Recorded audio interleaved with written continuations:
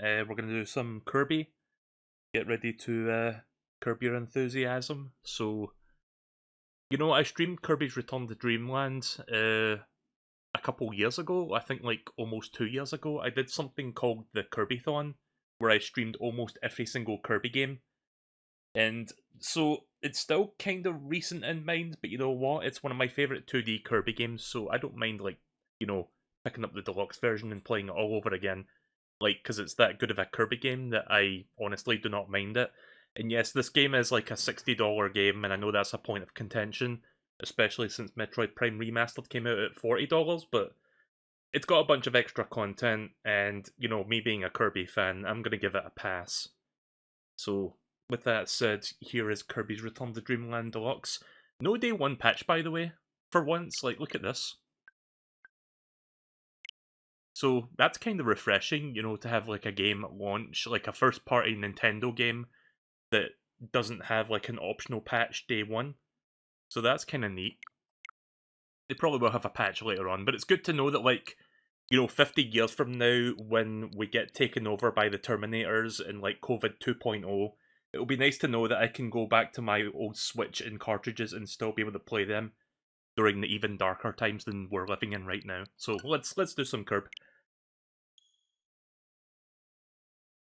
So yeah, like I said, this is one of my favourite Kirby games. I would say this is kind of an underrated Kirby game, honestly, because it kind of feels like a return to form for Kirby after, like, Kirby 64, which Kirby 64 is not a bad game, but in my opinion it had some problems, like when they were trying to like do the 2D thing in 3D. Like, it felt sluggish and it was a little bit slow and kind of lethargic feeling. It was kind of hard to explain, but I feel like this game actually really nailed down the 2.5D sort of thing in like a 3D engine, like the right way for me. And before this game, we had like a bunch of experimental Kirby games that weren't like, like a mainline Kirby game. So this was, like I said, kind of a return to form for the series. And that's probably a big reason as to why it's one of my favourites. Sure.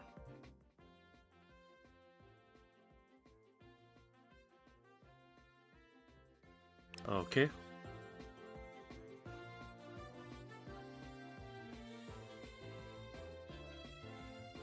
I love the Forgotten Land DDD. This might be a bit of a controversial opinion, but I'm not entirely sure how they feel about the the modern DDD design. I kind of liked how he looked like in the original Return to Dreamland, because in this version of Return to Dreamland, he actually has the modern, like, Forgotten Land design, which is not bad, but I don't know. Okay, let me show you this real quick. Hang on. So you just saw what DDD looked like there. This is what he looked like in the original version of Return to Dreamland on the Wii. And just for comparison's sake, here's what he looked like on Superstar. I would say these two are pretty comparable to each other, like they look pretty close to each other in a sense, which is why I kind of like the original one. But I guess I'll get used to, like, the the modern design.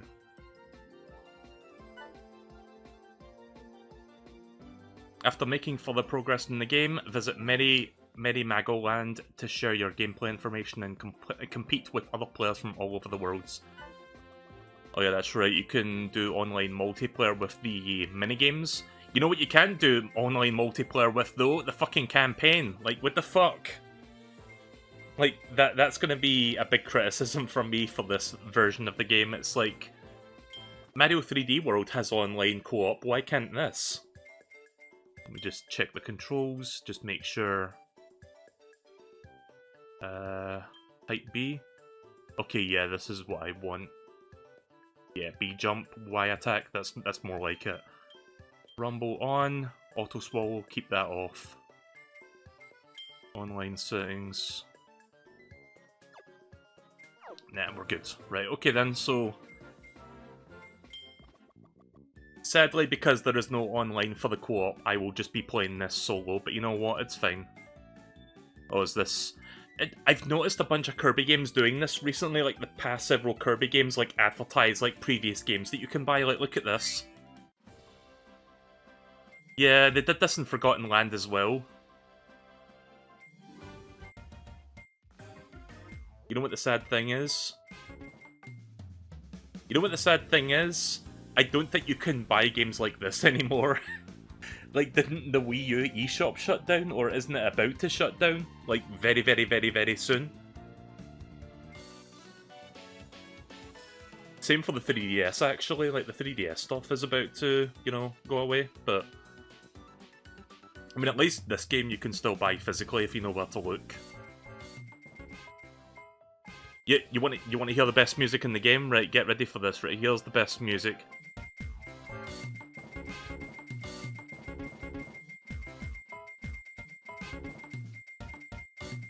Ah, that's what I call music.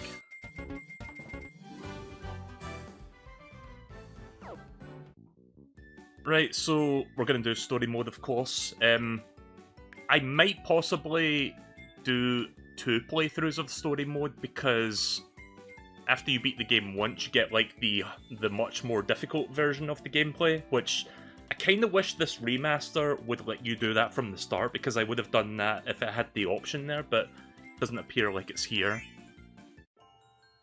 So that's a little bit unfortunate, but whatever. Again, I love this game so much that I don't think I'm gonna... like, I'm not gonna make a big deal out of it too much. Right, so... here is Kirb, DDD, and D. And Meta. Oh! It's him! He's real! I just saw something.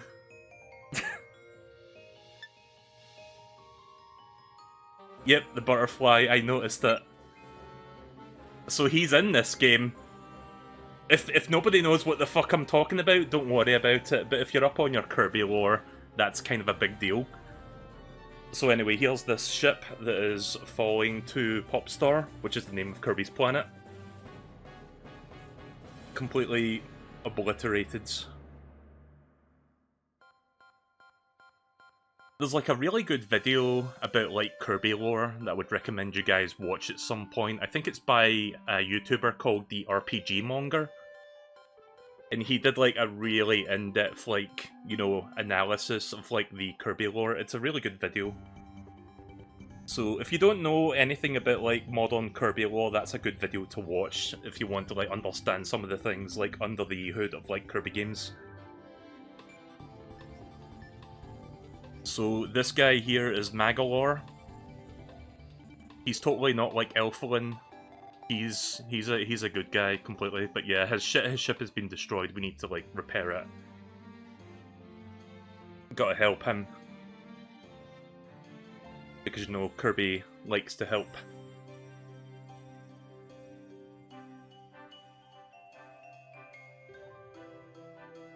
So yeah, these cutscenes have been entirely redone to, like, you know, accommodate the modern art style as well as, like, the DDD design, because he's been the one that's... like, all the other characters look pretty much the same, it's just DDD that is drastically different. Like, even Magalore looks almost exactly the same as his, like, Return to Dreamland counterpart.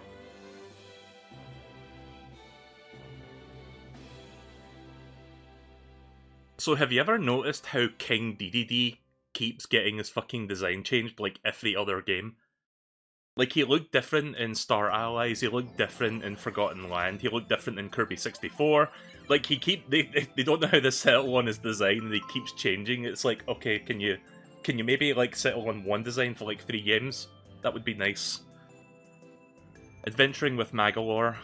A visitor named Magalore has dropped out of the blue and landed on planet Popstar. He's ready to lend a helping hand during your adventure. I am not going to turn that on. So this is basically baby modes. No, I don't want that, thanks. Right, so we can go to the War Star Cutter, which is the name of his, like, destroyed ship, so we can talk to him and stuff. I'm just gonna start with the main game. So, For those that didn't know, this is a 2D game. If you're expecting anything like The Forgotten Land from about a year ago, you're going to be disappointed, but in terms of like raw 2D Kirby games, I would say this is one of the best ones. I would say it's in my top 3 at the very least. Also, I'm glad I can play this game with a D-pad on my, controller. I feel like games like this are better played with a D-pad, honestly. Play together at any place or any time, except worldwide, because you can't play online!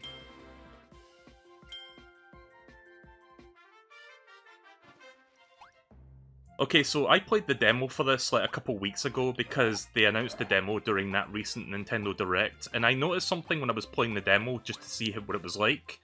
There's a little bit of aliasing that kind of bothers me. Like, see if I zoom right on Kirby, look at the outline. Like, you can see the pixelatedness. It's kind of weird. Like, I'll get used to it, but it's kind of bizarre that there's that much aliasing on the outline. Aliasing is the technical term for when, like, an edge has, like, jaggies on it, and jaggies are, like, the parts where you can see the individual pixels of, like, something that would otherwise be smoothed out. I will say, for a remaster, it looks really nice. The backgrounds look really colourful and vibrant, the foreground as well. Right, so, don the green hat with your sword in hand, spin slash, do a sword dive as your finishing strike. It's all about the flourish. So one of the things I love about Kirby games is that you get like a million different moves to try. So like here's page 1 of the moves, here's page 2, and here's page 3. There's even a 4th page, so yeah, a lot of moves in this game have like more than one page of like moves you can try out. One of my favourite moves is this one, but you can also chain that into a downward stab like this.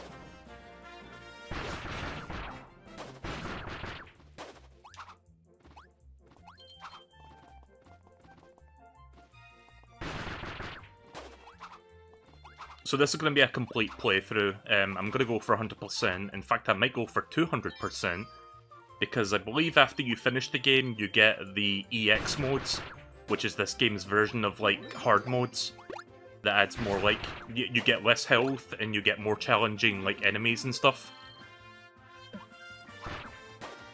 So I'd say there's a good chance I will end up doing the EX mode as well. Like, if I had the option to do EX mode from the beginning, I would have picked that, but I don't, unfortunately, so I'll probably end up doing 2 full playthroughs of this, as well as all the side content. By the way, I'm looking forward to playing the epilogue chapter, which you unlock after finishing the game. So I will also be doing that. Energy sphere found. Energy spheres are scattered all across the land. Try to find all the hidden ones. So that is this game's main collectible. There's 120 of them in the entire game. You don't need to collect all of them to finish the game, but if you want to get, all the secrets and stuff, then you need to get all of them.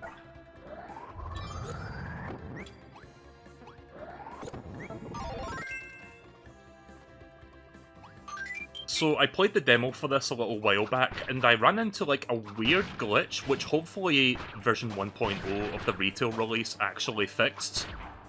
Where for some reason when I was doing the Giga Swallow, or whatever you call it, like the big suck for the grey blocks, like, for some reason when I did that, half the time I would be stuck in like swallow modes, and I couldn't like stop it for some reason, and it was like kind of fucking me up. We'll have to see if that happens in the full version of the game.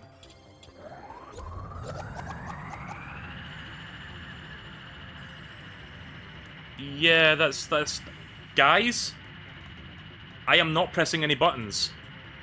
How do I stop? Ah! Please. Is it my controller? Is there something wrong with the controller itself?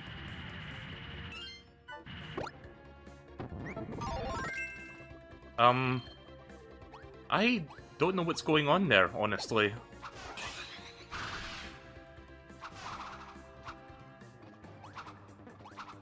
Yeah, that was a problem I experienced with the demo. It could be something wrong with the controller itself. I'm not entirely sure. I'll just continue playing the game, and hopefully that won't happen too often. Right, so we have abilities, but here's this game's main gimmick right over here.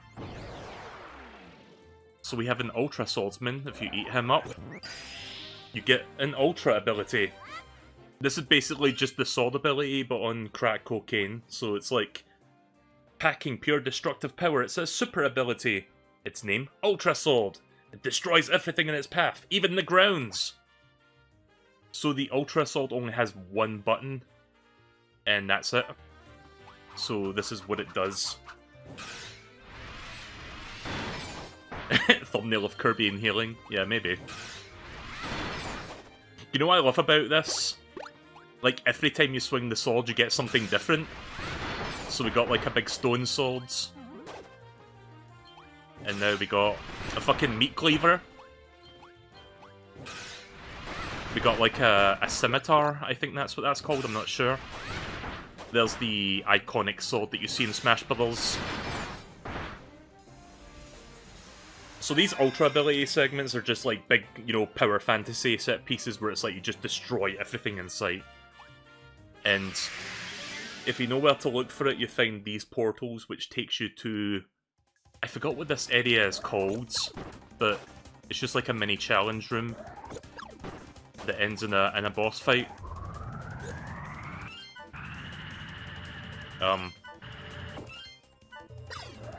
I don't know if pausing and unpausing is fixing that.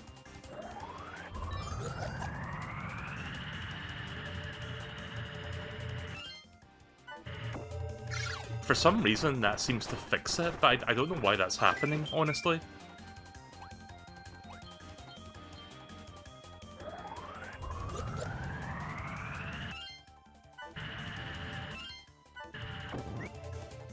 Good. Okay, I'm gonna have to change controllers in a minute because I was hoping they fixed that, but no. I genuinely don't know if it's a controller issue or if it's a game issue. After I finish this level, I'm gonna switch controllers and see if it works, if it, like, is affected by that. Right, so we have a boss fight coming up, so I'm gonna go with fire. We did sword already. Feel the heat of hot flame techniques. Light fuses, climb walls. Fireball climb. Get fired up with the secret move, Fireball Inferno. Is Fireball Inferno a new one? Wait, where is it? Hold breath and left during fire breath.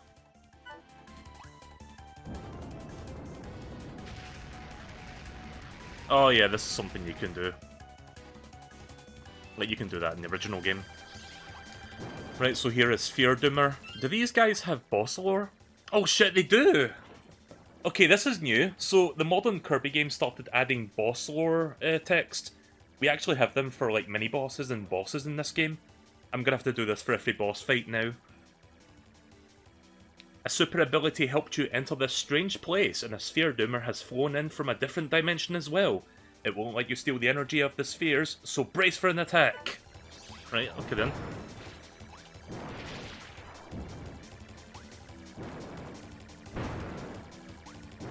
So these guys are pretty easy. They're just very... They get harder as you go through the game, because you'll be fighting this guy multiple times. And I think, like, by the end of the game, you fight, like, 2 of them at once. But they're kind of like Boom Boom from Mario 3, like, they're not too hard to beat. And there you go, that's all the cogs for the first level, so let's finish the stage.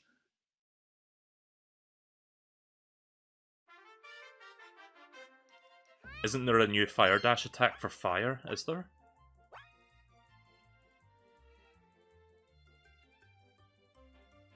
You might be talking about Fireball Roll. Like this one. Which, no, you can do that in the original.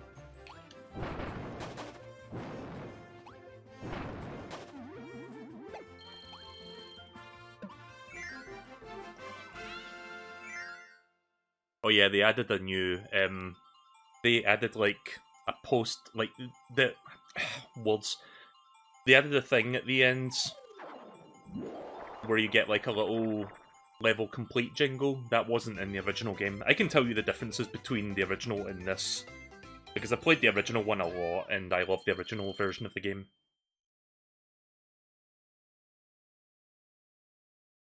Yeah, you can do the fireball roll in the original version of Return to Dreamland.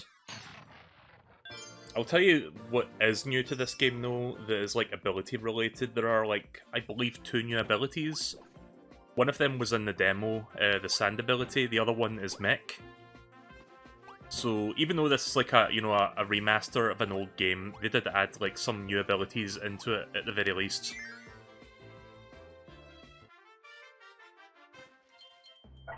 Right, speaking of new abilities, back when Return to Dreamland came out, this was a brand new ability at the time.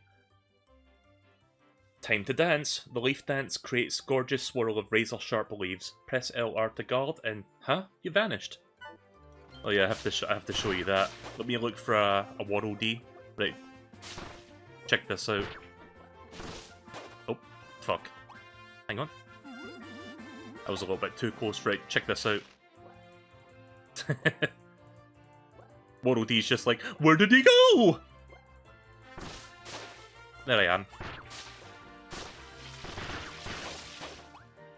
It's like the Tanuki statue from Mario 3, except you can hold it for as long as you want. Like, it doesn't force you out of it after like 2 seconds.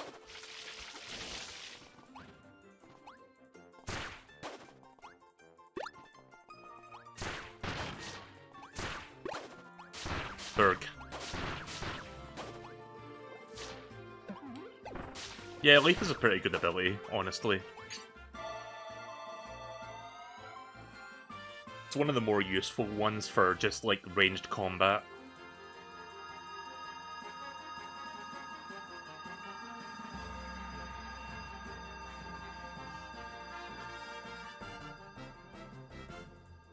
I don't know if this game has, you know, even more new abilities beyond the 2 that we saw during marketing.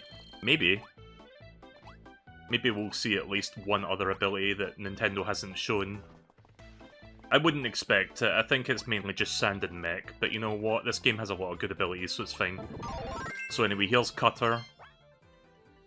Cut through ropes with the blade of a well-aimed boomerang. Aim it upward or downward and charge up a hyper boomerang.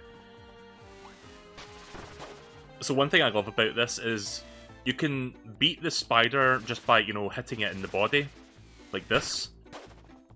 But you can also beat the spider by cutting its fucking string and letting it fall flat on its face. Like, little touches like that I love.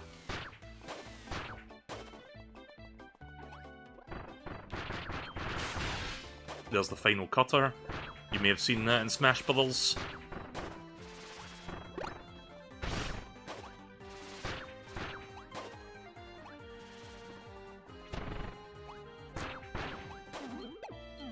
So certain abilities can be used to do certain things with the environment, like those platforms you can cut down. And then some of the later levels, they have like some, you know, puzzle, kind of like puzzles, like puzzle solving stuff that involve that.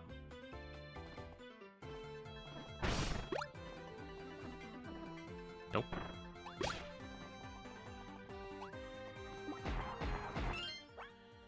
Okay, there's no text for that. So this is a temporary power-up that lasts for like a minute or something.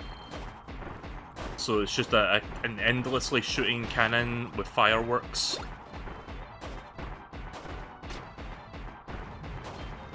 I forgot how long this lasts for. I think it's roughly a minute or something, and then it goes away. So the idea is you've got to like bring it here quickly before it, like, you know, deletes itself from the world. Like, see the colour of the star changing? Like, that means it's almost, like, expired.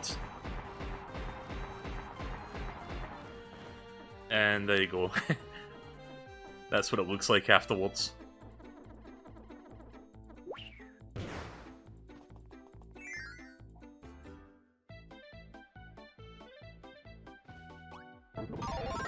Spike. Or needle, sorry. Prick your foes with a thorny jab. Really stick it to him. Roll from dashing to bring the pain with rolling needle. Right, only 2 pages for this one.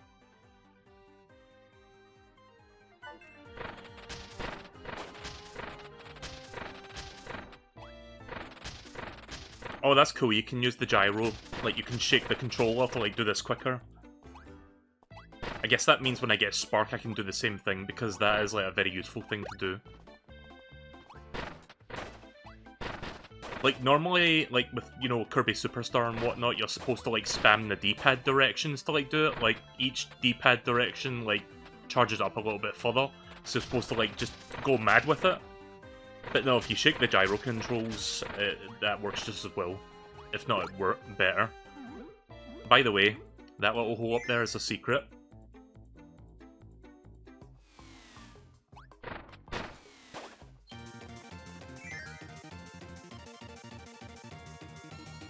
Invincibility.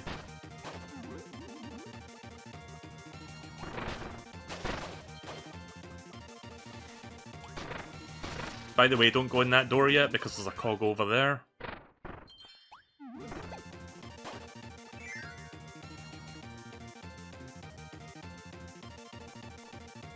Right, I'm gonna use Beam.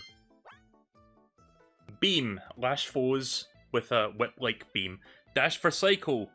Grab and capture, spin midair for a revolution. Charge it up and BAM! Wave Beam! So wait, is Cycle a new one? Cycle Beam? Actually, no, I think that's... No, yeah, that's what that is.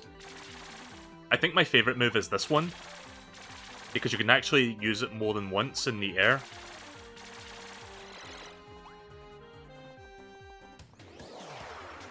Also, of course, there's this.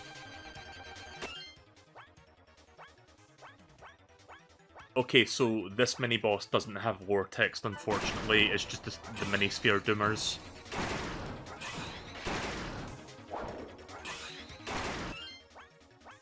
Yeah, no, there's definitely nothing here. Alright.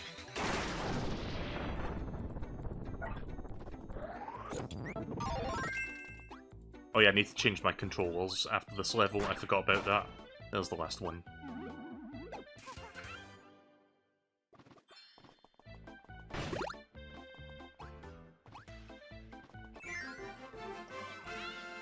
There we go.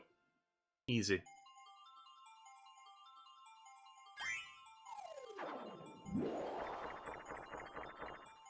Oh wow, I got that twice in a row. They might have made that easier.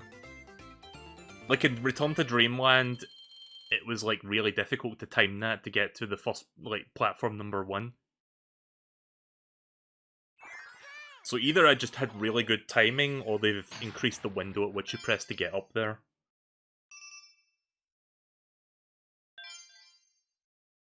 Okay, Merry Magoland has been unlocked. Magalore has built an amusement park on a distant planet. It's filled with attractions and souvenirs. You can visit it at any time by pressing X. Let's go there now, actually. Actually, before we do that, I'm gonna abandon this for a moment, because I'm gonna do some testing.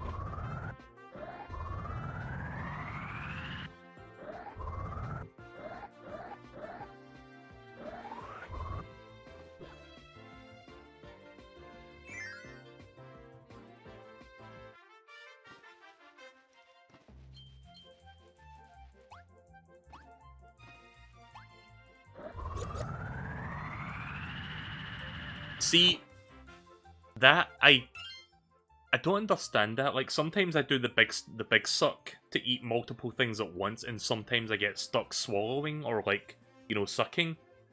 I know that sounds disgusting, but you know what I mean. I'm not really sure if that's a game issue or if that's a controller issue. You know what I'm gonna do? I'm gonna change out controllers. So give me 1 second here. Let me just turn this one off.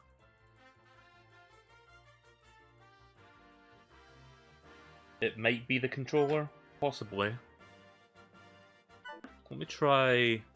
I have my GameCube controller here, I'm gonna try that.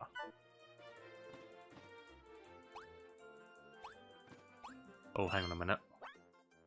Controls are all hockey. Wait a minute. Ah, shit. Gotta go back to Type A for the GameCube controller because it doesn't seem right otherwise.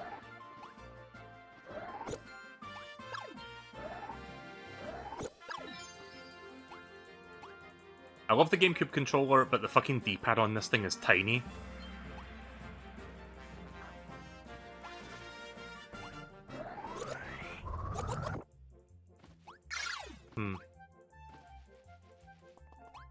if you don't mind me quickly going back to that, like, weird dimensional place, because it seems to happen there with those big grey blocks more frequently. It might be the controller. I'm just going to speedrun back through to that one part, because I need to test this. I need to make sure. Like, the sooner I, you know, troubleshoot this, the sooner we can get on with the game. Aye. That's what happens when I speedrun. I end up doing dumb shit like that. Quote-unquote speedrunning. See, that didn't happen. I wonder if it is a controller issue. Like, I'll know for sure when I go back to that dimensional rift, because there was like a ton of grey blocks there where it was happening a lot.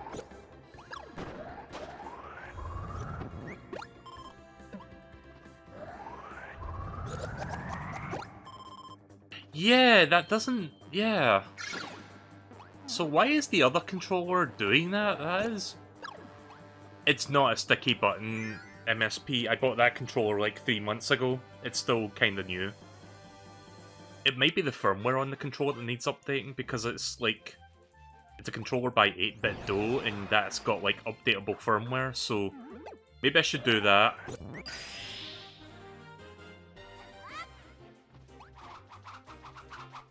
Right, I'll tell you what I'm going to do. I'm going to quickly test the Dimensional Rift. And then I'm going to change... I'm going to see if I can update that controller, because I don't want to use this GameCube D-pads. And if I can update the firmware, hopefully that fixes it. And if not, I'm just going to use the GameCube controller instead. Oh hey, there's the Meta Knight sword.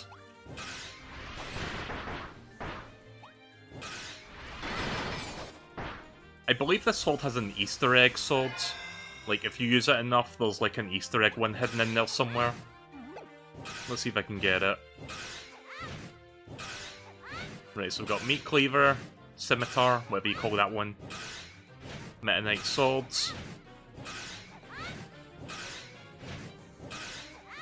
There is at least one Easter egg sword in here somewhere. I think there's maybe like 2 of them. One that appears infrequently and one that appears, like, very rarely. Let me just see if I can get this real quick. Riveting gameplay, I know, but... oh, there it is! Yep, you have a fucking gigantic tuna. I think there's, like, one more in here. Let me see if I can get it to show up. I'll probably get it within the next minute or so. But yeah, that big tuna one, that was in the original game. I think this remaster adds like an extra one. I'm just waiting for it to show up. Come on, Kirby. Give me that extra swords.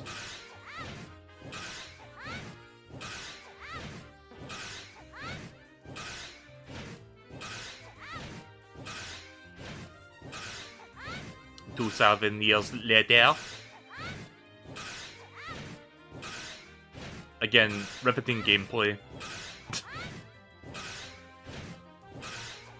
It's like when you're trying to like play Kirby Superstar and you're like doing the stone ability endlessly until you get like Golden Samus or something like that.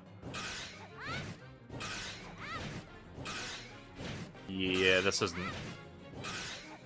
Right, 10 more tries. 10, 9, 8, 7, 6, 5, 4, 3, 2, 1. Alright, never mind. Also, thank you, LolLink, for following me on Twitch. Welcome to the stream. Fish percent. Yeah. Right, let me quickly see if the GameCube controller works fine with this segment. Yeah, it seems to be fine there. What the fuck?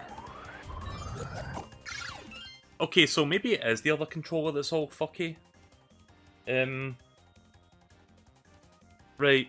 I'll tell you what I'm gonna do. I'm gonna update that controller's firmware because I don't know why the fuck the Y button's getting stuck like that. Because that is kind of unplayable, honestly, when it does that. Do I have the 8BitDo software on my PC so I can, like, 8BitDo firmware updater? Right, here we go.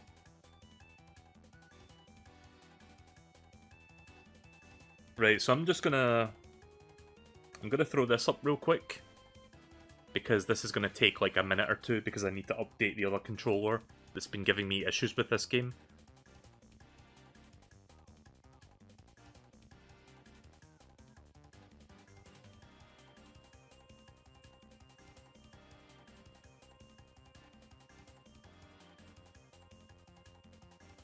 I need to wait for the updating software itself needs updating, so I need to wait for that to finish first before I update the firmware on this controller. Sorry about this.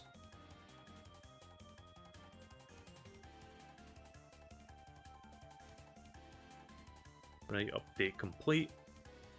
Now let me just get the controller itself and plug that into the PC, and we'll try updating that and see what happens. Give me 1 second here. Sorry for keeping you waiting, guys. Like, again, the sooner I figure out the problem with this, the sooner we can, like, enjoy the game.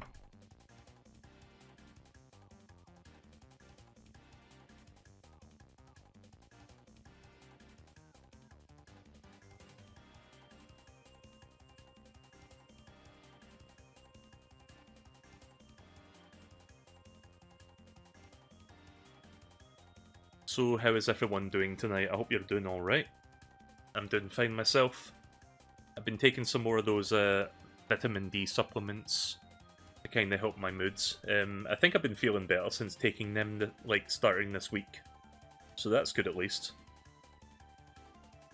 Right, here we go. Update to Ultimate 2.4G.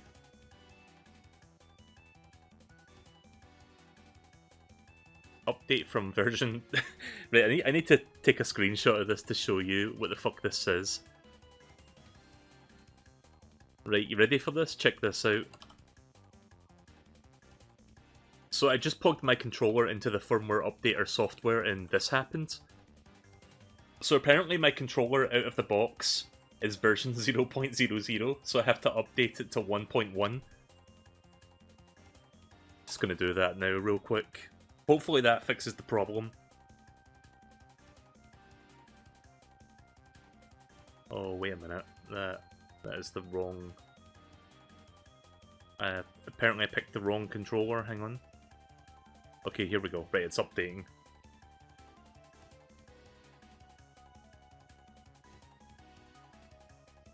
%. Sorry, again, sorry about this. Hopefully, fingers crossed, this will fix the issue where the Y button kept sticking every time I was, like, swallowing big things in this game. Because that is a fucking peculiar... Like, I've been using this controller for, like, 3 months at this point, on both PC and Switch, and I've never run into an issue like that before, so... Right, update complete. Unplug. Now let's go over to here.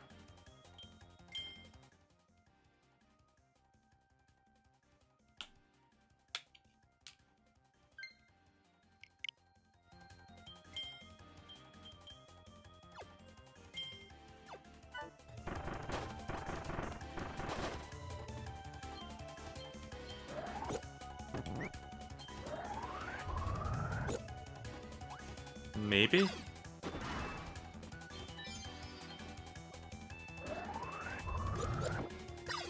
I think that fixed it.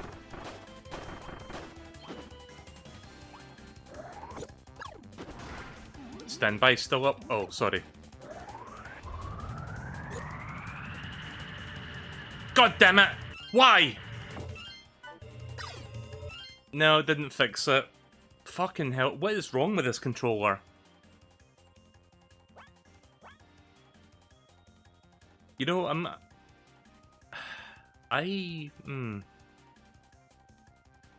trying to figure out why that's happening. Is it because I'm holding the button for a few moments that, like, something about the firmware is, like, telling it to keep holding it down? Like, I don't know what's going on.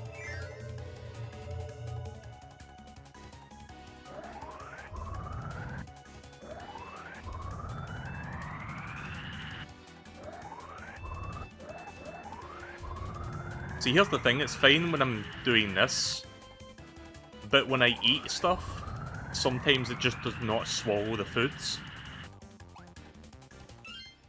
Yeah, this is a very bizarre situation, honestly. You know what I'm gonna do? I'm just gonna play with the GameCube controller, and I will try to figure that out for part 2. I'm not gonna go troubleshooting today. So let me just, I'm just gonna disconnect that controller and use my GameCube one. Yeah, sorry about this, guys. Sorry for keeping you all waiting.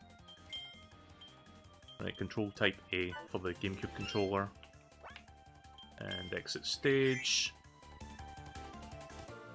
That is such a bizarre situation. Like, I don't know why the 8-bit Dual controller's doing that, to be honest with you. Anyway, let's continue Kirby. Spark! Spark! Electricity in your hands. Wiggle the analog stick to create a spark barrier. Zap foes from above with a sudden lightning strike. So since I'm playing with the GameCube adapter, I cannot do the gyro shaking, unfortunately. So I have to, like, do this instead.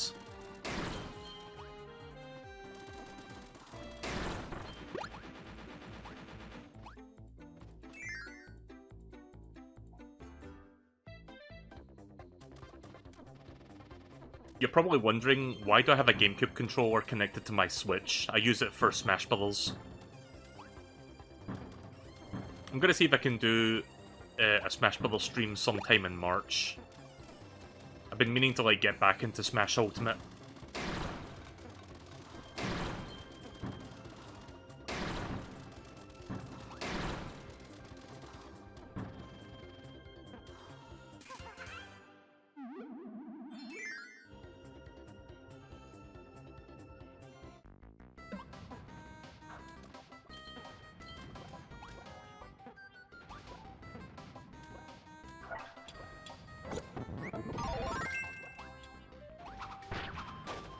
So is it possible for me to play as the other playable characters, or are those only for the co-op players?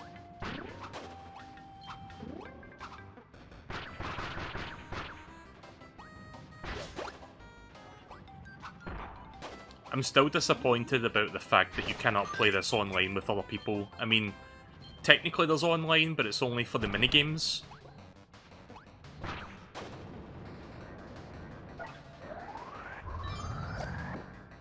Ah, fuck.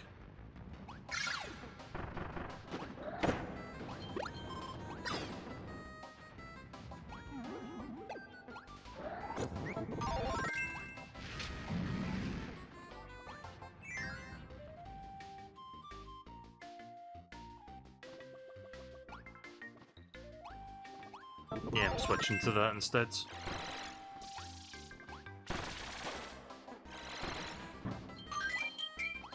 I love how derpy this music sounds.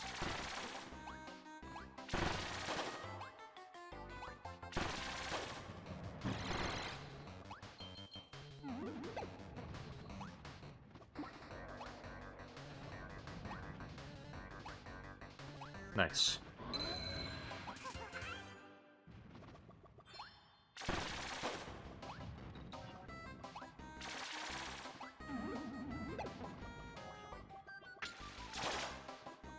That's another thing I love about the beam ability. Like, you run up to someone and, like, grab them in the face and then just give them a face full of that. Like that. Oh, okay.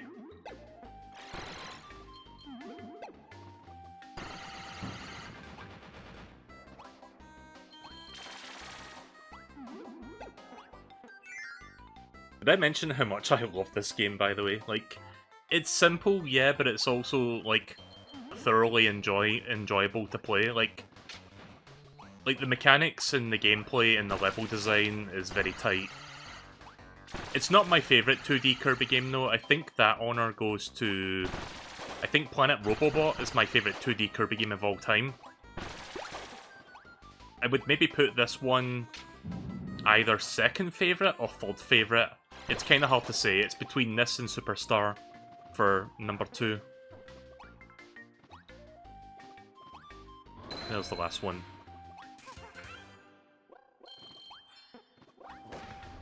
Oh hey, they brought this thing back from Star Allies. Oh right, it's that button. I was trying to physically press select, remembering that the GameCube controller has no select button. Festival! The festival ability is here. Now Popstar feels deluxe! Bam bam, tootly toot. Time to make merry with friends, everybody dance! So this is what this thing does.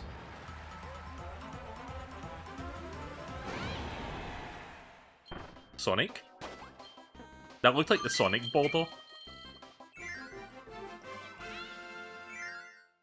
Kirby the Puff Hog. Anyway, yeah, it's basically just a screen nook.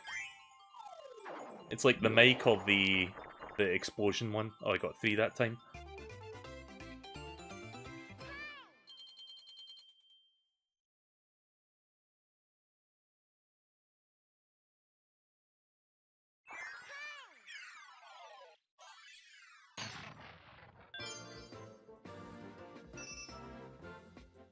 Alright. Oops. Ah, D-pads. Yeah, that's the GameCube D-pad for you. So fucking tiny, you have to use a microscope.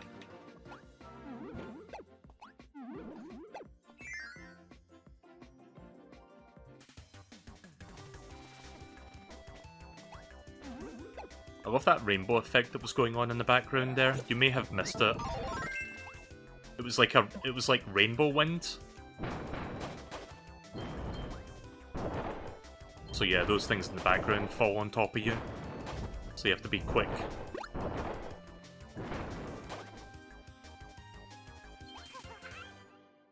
Another thing I love about Kirby's Return to Dreamland is the soundtrack, because it feels like a nice mix of like the different musical styles from like some of the best Kirby games. Like, it feels like a mix of Kirby Superstar, Kirby's Dream Land 3, and Kirby 64. Like, it has a little bit of each of those in the soundtracks, like sound fonts.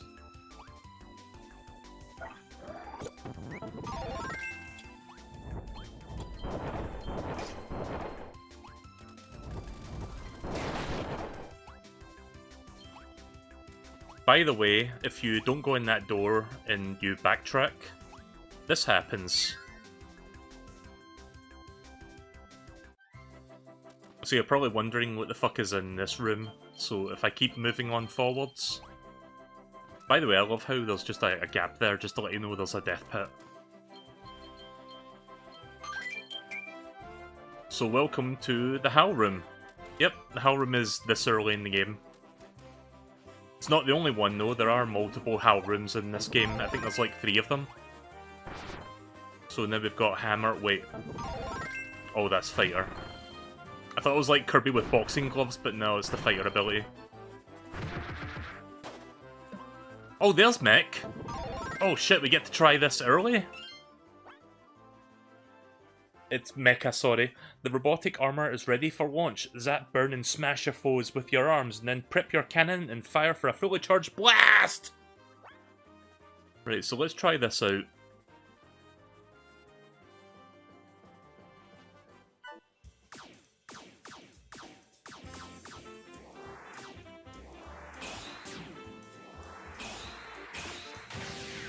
Oh, that's cool. Okay, that's the maximum charge.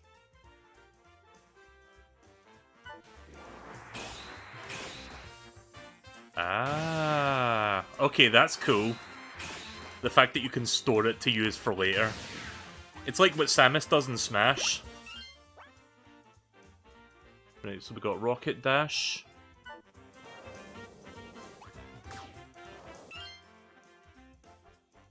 Dash plus B, Shock Knuckle.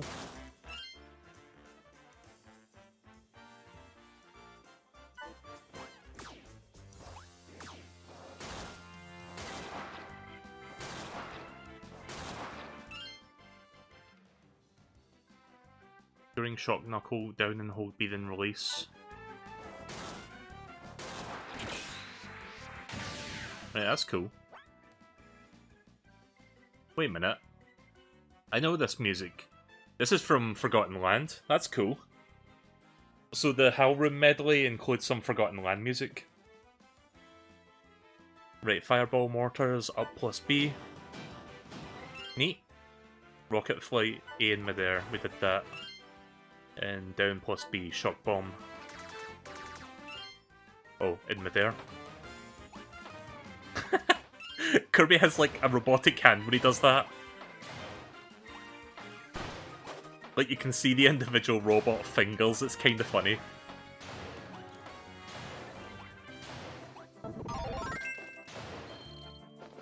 So this ability is here. Flap, fight, and roll the skies. Do a shuttle loop and let your spirit soar. The glory of flight is yours. Get ready to brawl. How long you hold the button will change how strong or weak your attacks are. And there's a ton of them. Here's the other brand new ability specific to this remaster. Sand. Sand can be shifted into all kinds of shapes. Form a fist to smash and grab and finish your foes by sculpting a sudden sandcastle. Oh wow, we got 4 pages for this one? Okay. Sand waves, sand bursts. Right.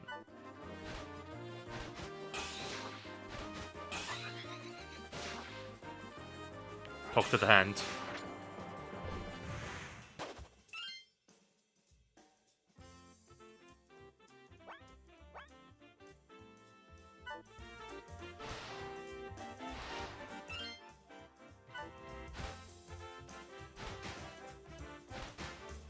Oh, I see. Right.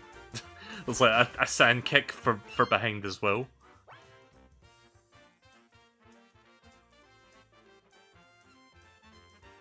Sand Smasher down plus tap B.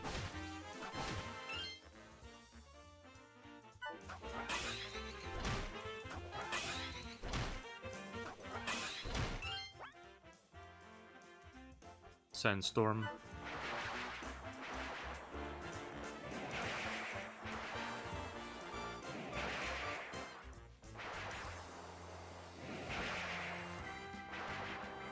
The Howl Room has Kirby's Dream Buffet remixes in it. Oh, that's cool. Sand Hurricane did that. Sand Dash. Sand Ball. Oh, I see. Sand Hides. Oh, it's like the leaf one.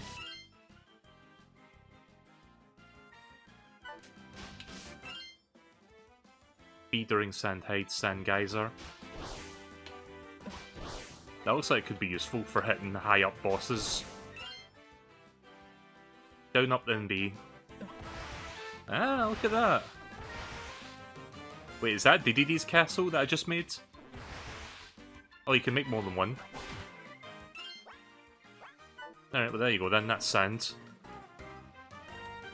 I'm gonna use Hammer! Hammer's like one of the best weapons in all of Kirby. Very versatile, but also very powerful. Right, well there you go, that was the Howl Room. I'm not going to use the Sand or Mecha in this level. I'm going to wait until I find them in their respective levels later in the game. But yeah, consider that a preview of things to come.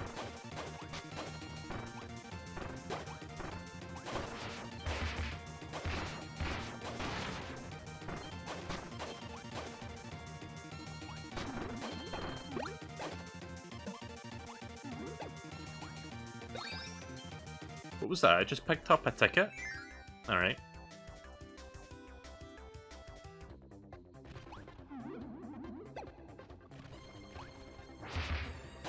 Nope.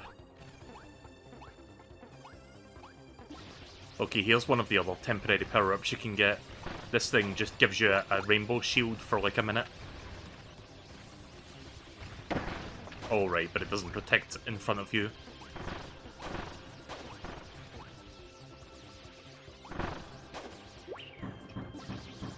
Get a quick refresh there. So yeah, the colour of the star on the side of this thing indicates how long you've got left. So when it's yellow, you've used about half of it, and when it's red, you've used like 3/4 of it, I think.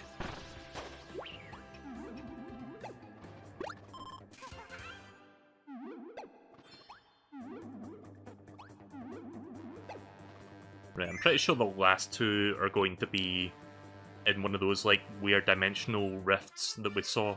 So get ready for that, I guess. Yeah, here we go. Here's the next ability, Ultra ability.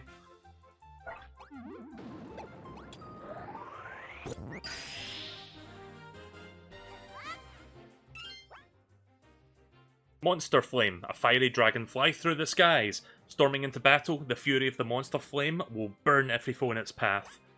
So this one has two controls, B to use it and up and down to direct it. Most of the Ultra abilities are just one-button things, like, it's not complex movesets, but that's not really the point of them. The point of them is just to, you know, have, like, a bit of fun with, like, just destroying everything in your path. There are some Ultra abilities later that require a little bit more thought into them, but not too much. Like, one of them you have to, like, actively control it to, like, solve puzzles and stuff, but it's not too bad.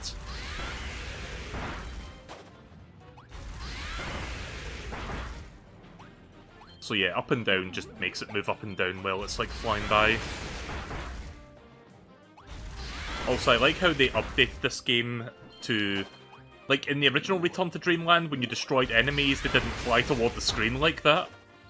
Like, that is a new thing for this remaster.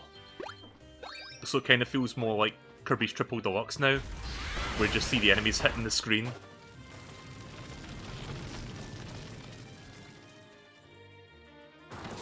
That is where the portal is, I think. Yeah.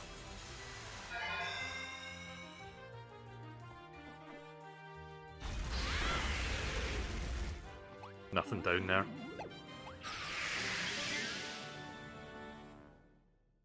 Right, well, things should be fine now that I'm using the GameCube controller. Again, I'll try to figure out why that weird issue's happening with the other controller.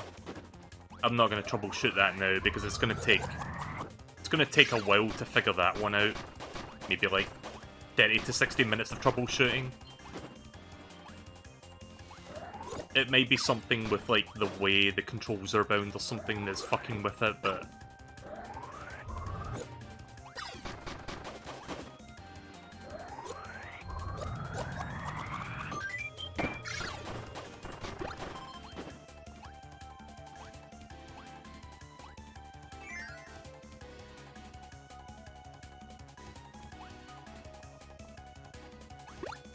I'm gonna go with Spark.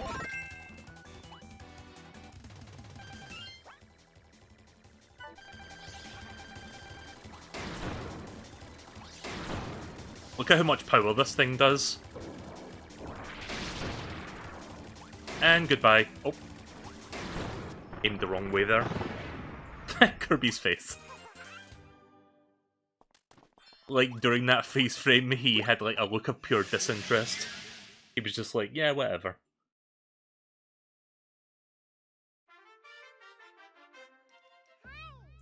Okay, one of the downsides with using the GameCube controller is that I don't have access to the home button on the Switch.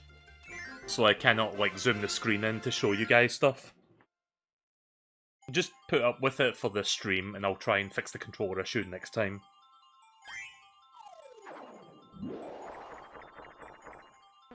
Two that time? Alright. So yeah, maybe they didn't increase the window to get to the very top of this minigame. Maybe I just got lucky for the first two levels. Right, so I think the boss is next. Yep, here it is.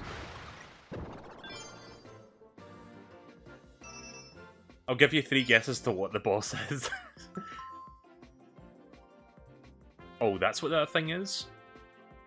Alright, stamp tickets can be redeemed for stamps in Merry Magoland. Collect lots of stamps to get special souvenirs.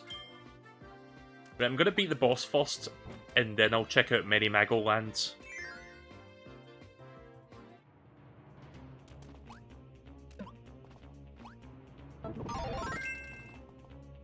No, I'm gonna do it 5 actually.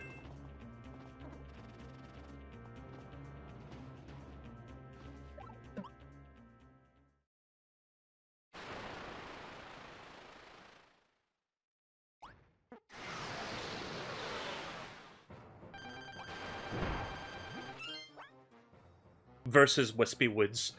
What does Wispy Woods want with the ship part it found? Maybe it's because it's so shiny? Whatever the reason, the Guardian of the Forest does not want to share it with Kirby. So yeah, they've added boss lore. I am very much excited for the boss lore for a certain character later in the game. Let's just say a certain butterfly.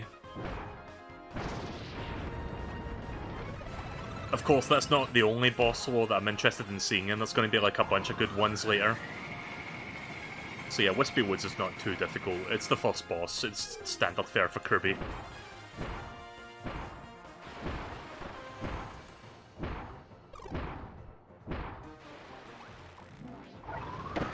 Oh.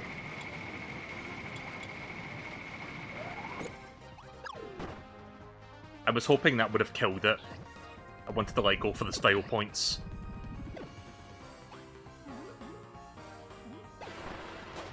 Oh. There we go.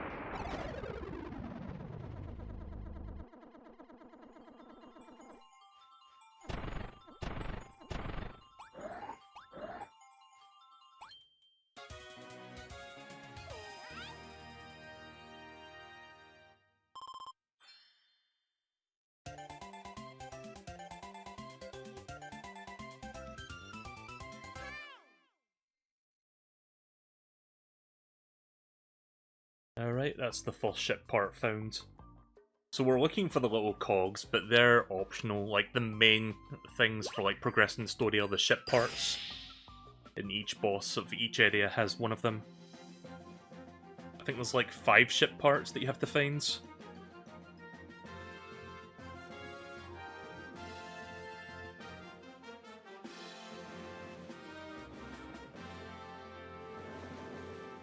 Right, let's go talk to Magalore now.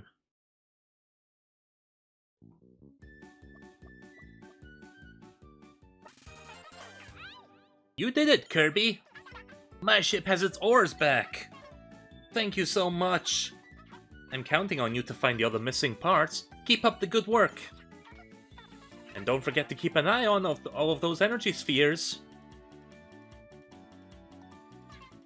You can trust me, Kirby. I'm not like Helphalin, I swear. If you collect enough, the broken doors within my ship will reactivate.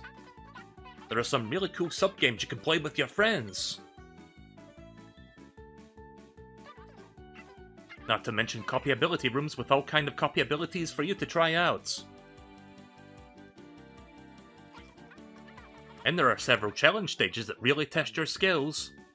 I don't know if I'm going to bother with the challenge stages, those ones are not easy. If you find enough energy spheres, reactivating the doors will be a breeze. So whenever you see one, be sure to grab it. Wow, you've already found 13 energy spheres? Way to go, Kirby! You've reactivated the door to a challenge stage. It's over there on the room on the right. Why not give it a try?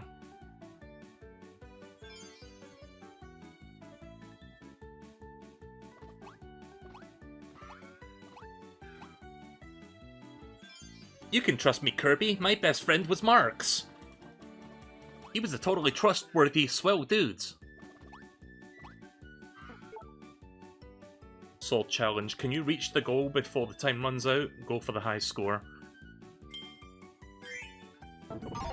So these challenge rooms are basically just a test of all the abilities and, like, what you can do with them.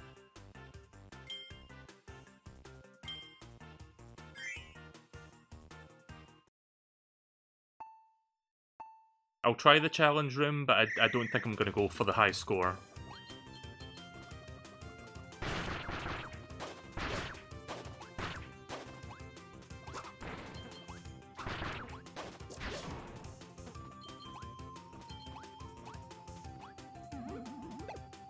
Oh, hello.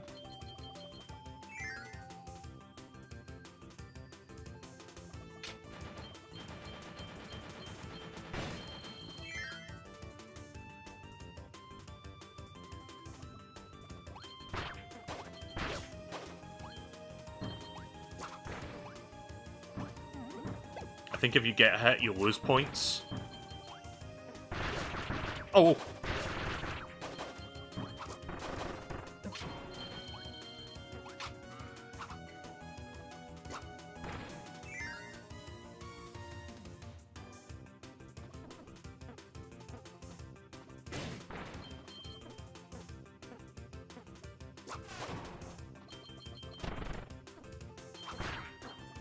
Fucking hell.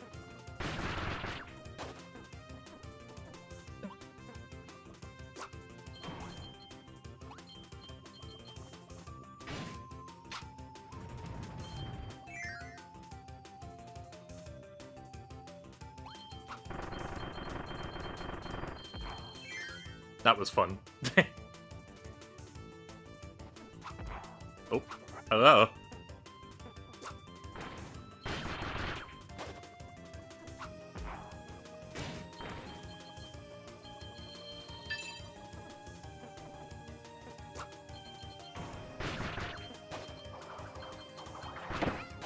Yeah, that was not worth going.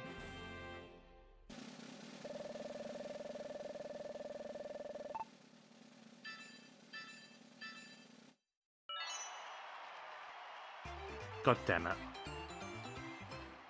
Yeah, I'm not going to bother doing the golds. Technically, that's not a part of the 100% completion, thank God. Pro tips. Right, let's go back and continue the game then. I'm going to go to Merry Magoland now.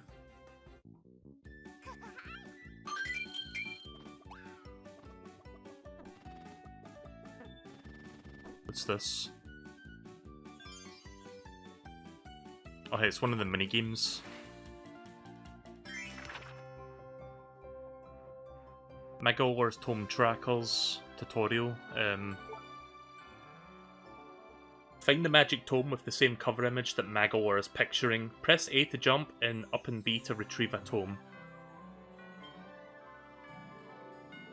After last chance begins, the points will be doubled. Find as many gold magic tomes as you can to make a stunning comeback victory. Alright. So this minigame is brand new to Return to Dreamland Deluxe. He's got a mustache and everything.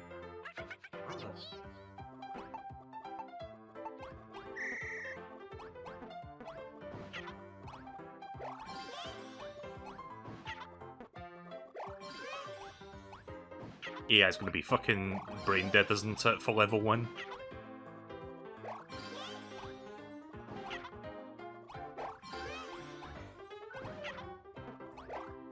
Fucking Elfalin card. Good going, DDD. Oh. Ah! I did not mean to press up there. Thanks, GameCube D-pad.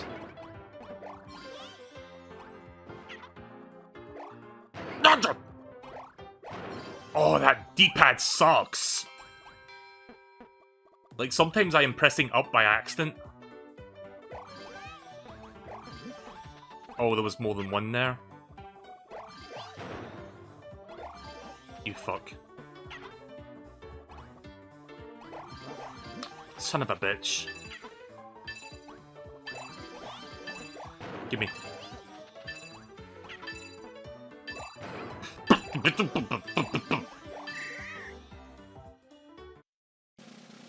I love how I'm accidentally pressing the up that many times. I may have to change to another controller if it's going to keep doing that. In fact, I'm going to be right back for just a moment. I'm going to throw this back up again. Sorry for, like, these be right backs, but I don't know if I want to play this with a GameCube controller, so let me just go look for my extra spare controller that I've got lying around. I had to, like, go seek that out. One moment, please.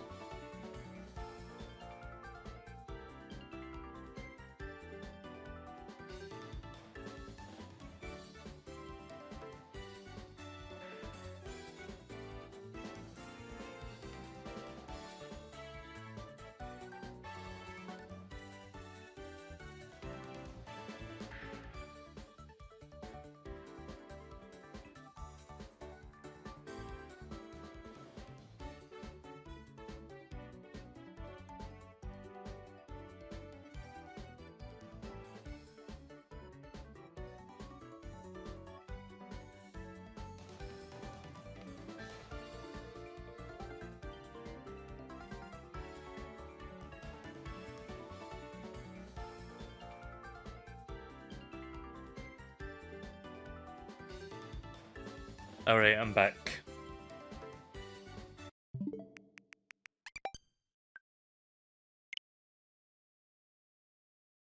Just gonna try this controller. Hopefully, this one's also an 8-bit dual controller, but it's like an older model. Hopefully this one will work.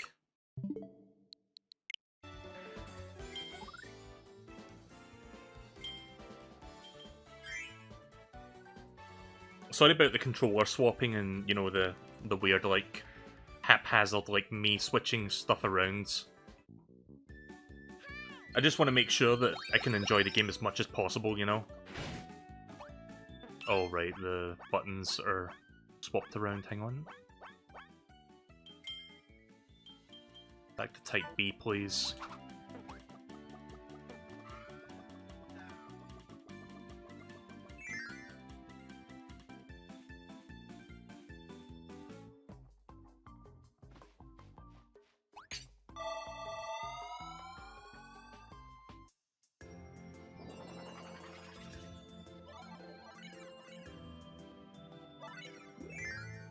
I'm gonna go back to the first level real quick just so I can test out that inhaling thing to see if it works.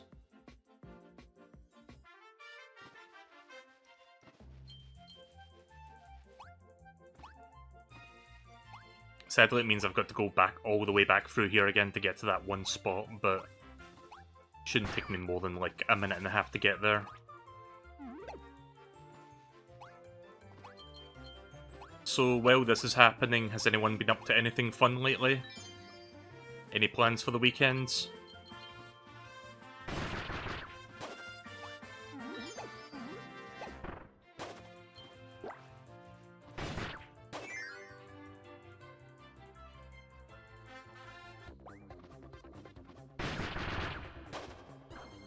Got D&D this weekend? Nice. You know, I've never gotten into D&D, it's like one of those things where I don't think I would be any good at it.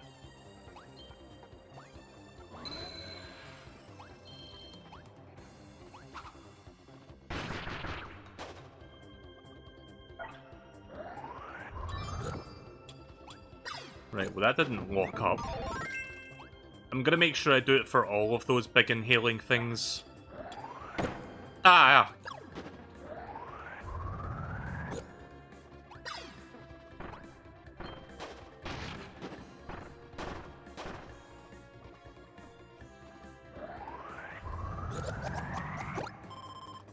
Well, it seems to work with this 8-bit dual controller. I don't know why the newer one is not working with this game specifically, but I'm gonna wait till I get to the dimensional area and do it there. If it doesn't lock up during that part, then I think we're good for this controller. The D-pad on this, like, the 8-bit dual... Like, I've got two 8-bit dual controllers. The new one I used was called 8-bit dual Ultimate. The one I'm using right now is my older model, which is called the SN30 Pro. And this one's pretty decent as well. It's kind of like... How do I describe the SN30 Pro's design? It's like a SNES controller with like PlayStation 2 handles. Like it's got the handles on the left and right, but the base of the controller is like shaped like a SNES controller. But it's got all the modern controls like 2 analog sticks and like extra shoulder buttons, like triggers. It's a pretty solid controller, and the D-pad on this one is fantastic for platformers. So hopefully this controller works with this game, and I can just, you know, use this one for pretty much the rest of the playthrough. And I haven't used this controller in months, but it's a pretty nice controller, honestly. Right, well, so far so good. What about this part? Usually it happens here. Nope, I think that's it fixed. Again, gonna do this entire room just to be absolute sure.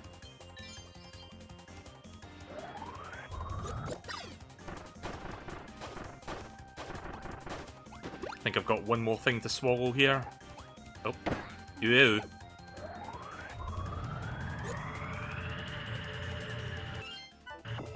Okay, why does that happen with that enemy though?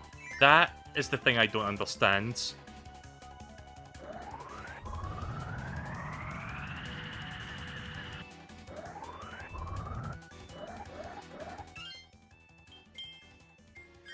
I mean, pausing the game and unpausing it is a temporary fix. That seems to stop me from being stuck. But it's still annoying that that's happening. I don't understand it. Like, it seems a bit inconsistent with the 8-bit dual controllers. I really don't get that, but I'm just gonna have to deal with it for now. I'd rather not use the GameCube D-pad. Right, let's continue. Raising Runes. Second Worlds.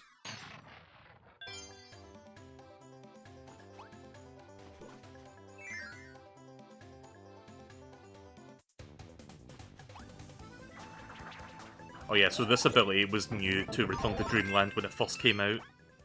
Whip ability. What a stylish hat, with the whip's long reach striking foes and pulling in items to snap. Adventure awaits. So it's basically just Indiana Jones Kirby. One of my favourite things you can do with this is like that. Which does a shit ton of damage. It is great for boss fights when bosses are above you. Hands off my burg. And fries. You know, I've always wanted to, like, go to that Kirby cafe in Japan to, like, try out one of the Kirby burgers, the Kerburgers. I imagine they must taste really nice.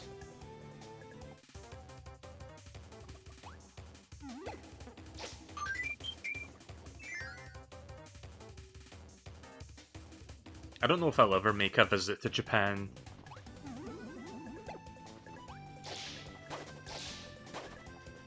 There's that sand thing. I guess I'll grab that.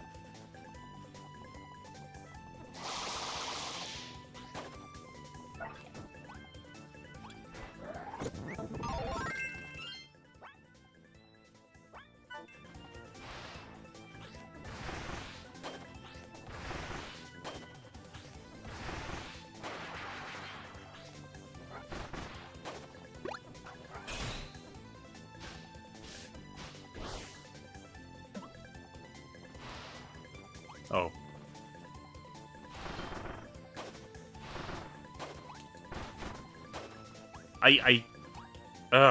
I just realised I didn't go to Merry Magoland yet. I completely forgot. Right, after this level, I'm going there for real this time. But I keep putting it off unintentionally.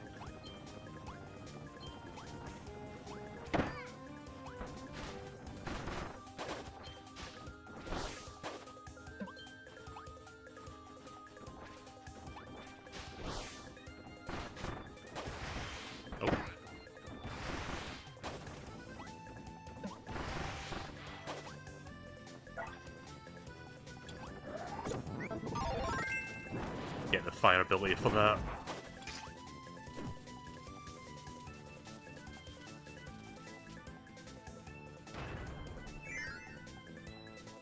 Yeah, I did mention that. It looks like King Dedede's castle from the anime. Also, I love the background in this one room. It's funny because you don't see this background anywhere else in the game, I don't believe. Like, it's just this one room specifically. Just that, like, really weird looking, like, angled pyramids.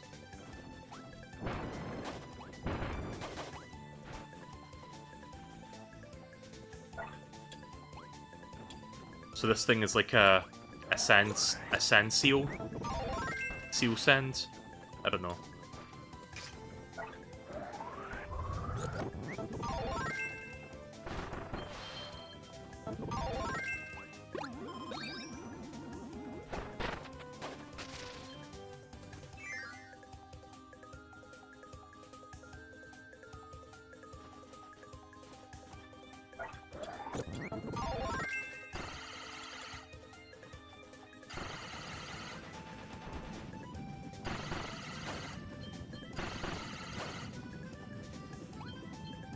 Speaking of Indiana Jones.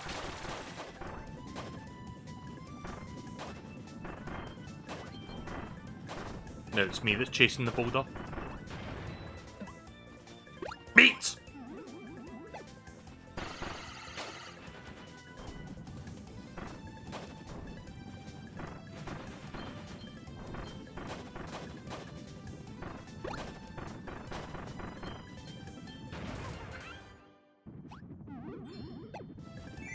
Alright, I haven't missed one so far. If I do end up missing a gear, I'm going to replay the level to get it. I do plan to get every single gear in the game, because there is a reward for doing so.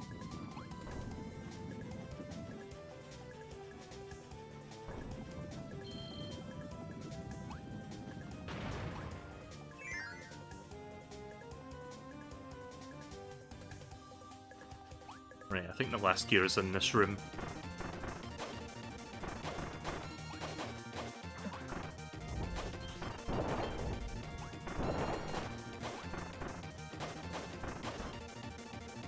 Or not. I guess next room then.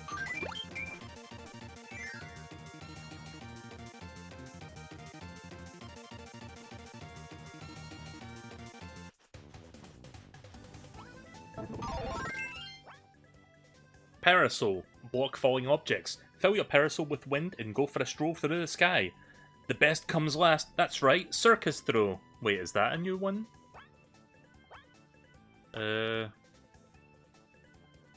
Either up right plus Y near an enemy.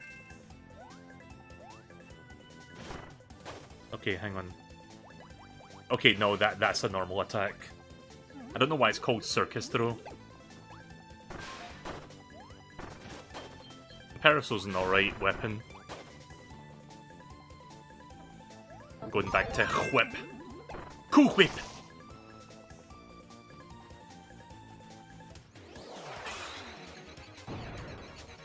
Bonkers. Does he have lore text? Nah. So the mini-bosses don't have lore text. But the bosses in the Sphere Doomers do. Oh god.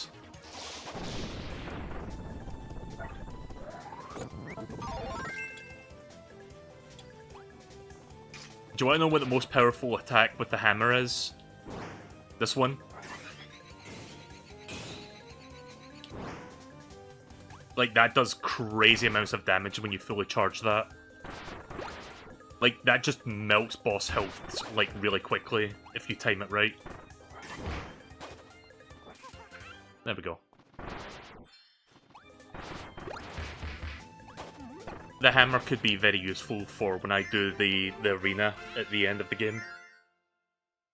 Which I imagine this game's going to have at least one new boss fight to it. I think it's going to have like several new bosses because one boss is foreshadowed in the game's intro. Again, I'm not going to say who, but if you've followed Kirby for a while, you know exactly who it is. And there's going to be like the Magolor epilogue chapter, which I imagine would also have some original boss fights. So I think this game will have a standard arena for, like, you know, the main game, in the true arena that has like the harder versions plus like the extra bosses. So I'm excited to check out the true arena when I eventually get there, after I've done everything else in the game.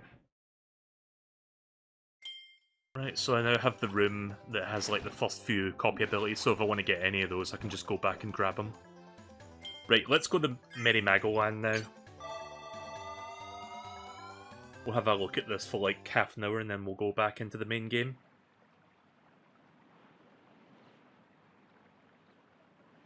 This is a tale of a different world in a different time. There, a traveller named Magolor built an amusement park where he could entertain his friends. It was a merry place where 4 friends could enjoy attractions and collect souvenirs together. It was a park full of excitement, where dreams could come to life. It was a place called Magoland.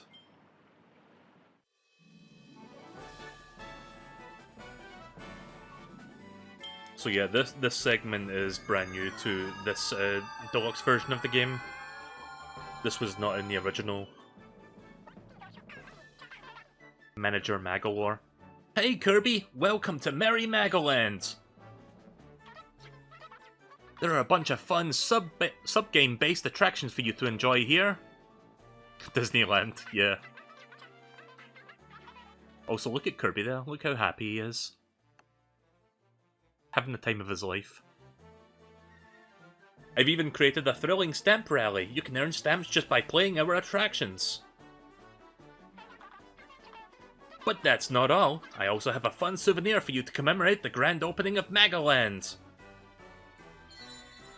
Hey. So there are masks in this game, and apparently you can wear these throughout the campaign as well. Hey! That just looks silly, but I like that. Energy drink. The souvenir shop in the entrance plaza will hold on to all of your souvenirs for you. Be sure to stop by and check it out later, okay? Now get going. Have fun playing all of our attractions. And I swear I won't plot your demise by the time you finish. Right, so that's how far we are right now with the tickets we picked up throughout the main game. Oh, hi, Wispy Woods. So the demo had Merry Magoland, which I tried out briefly. It only had like a couple mini-games. Wispy Woods wasn't in the demo though, so... Oh, I see. So you beat the boss, you get a boss mask? Cool. You know what's funny about the demo? The demo lets you fight the EX/hard mode version of Wispy Woods. So you could, like, kind of play the hard mode in the demo, but in the full game you've got to, like, you know, beat standard mode to get hard modes.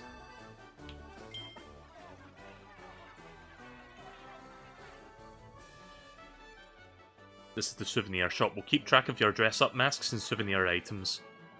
You can even bring the souvenirs into stages with you. Oh, it's like carry-on items like Forgotten Land. Right, so they brought that into this game. I don't think I'm going to bother with those, but that's cool for people that need them.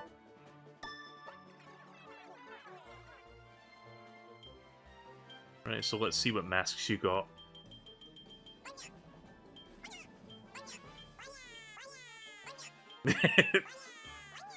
Like, listen.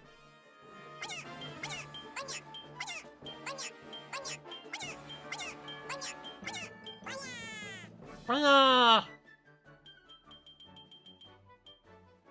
Oh, that doesn't make a noise? Oh.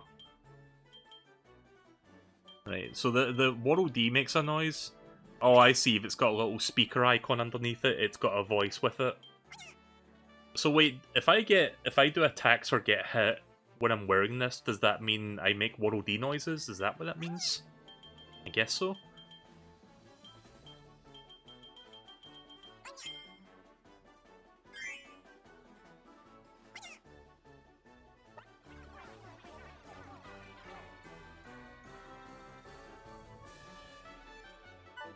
I see. But that's cool, so I can take the mask on and off at any time.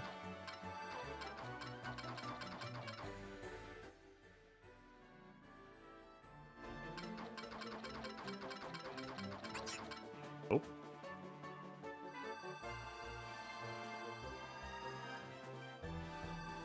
Can't talk to Wispy. Can I talk to anyone else here? Also, it's weird how this one room is like fucking 30 frames per second compared to everything else in the game.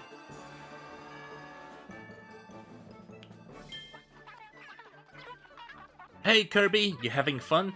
Wanna have even more? Because I've gathered some super fun facts from all over the world to share with you. Oh, I see. So this is like that one Waddle Dee from Forgotten Land that like tells you fun facts. Like, it basically just collects data from people playing around the world and, like, gives you, like, fun facts regarding that. The total number of completed missions is, drumroll please, 2,025,866. This game came out today, by the way, so that is a lot for, like, day one. This week's global high score for Magolor's Tome Trackers while playing solo is level 3 at 32 points. Here's a fact about the adventure in main mode that's really interesting. Globally, there's a total number of energy spheres that have been collected during the adventure in main mode so far is 3,539,712. Wanna hear some more? Nah, I'm good. Right, well there you go. Yeah, it's exactly like what Forgotten Land does. Right, so which minigame do I want to play first? What's this? Smash Ride? Crackety Hack? Egg Catcher? Oh, that's a classic. That's from, like, Kirby's Adventure on the NES. This is a classic from Superstar. Right, we just did this one. Oh yeah, the Kirby 64 minigame. Crackerboard Chase. This one's from Kirby Nightmare in Dreamland on Game Boy Advance. I remember that one. This one is Return to Dreamland specific. I think this is new. This one's new. Air Raid? I'm not entirely sure. Let's do this one first. This one looks fun. Blast your rivals with shots using the Y button. Hold Y to fire off an overhead shot. Hit rivals twice to level up your shots. Be careful not to run out of ammo. Pick up energy capsules to recharge. Dodge shots from your rivals by pressing the B button to jump. When a super blaster appears, take it out. Take out multiple rivals at once with a piercing super shot. Can even blast through the walls. Alright.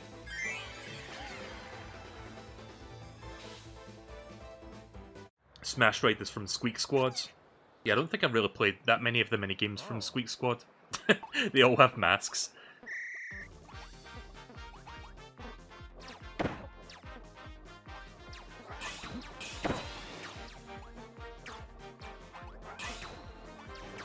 Ay, ay, ay.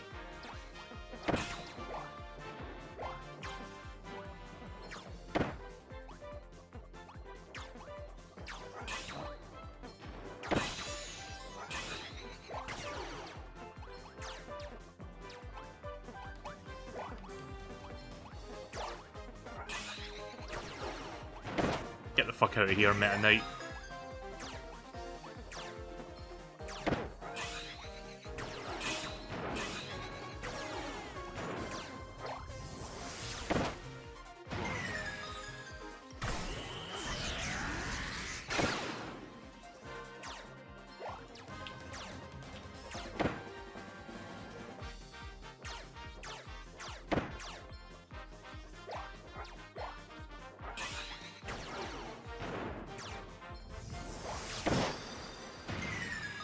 There we go. So you can play these minigames online, I think. At least some of them are playable online. I don't know if all of them are. I'm just going to play against the AI for now and then maybe try some online matches later. Levels 2 and 3 have been unlocked. Let's try... Oh, fuck. Let's try level 2 difficulty. Okay, the arena's also different this time.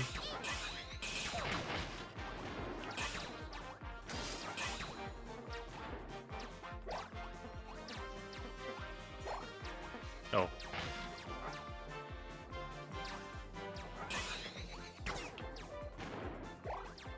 God damn it, stop hogging my ammunition. Oh! Walked right into that one. Fuck. I like how I'm already failing. Where I think that was me.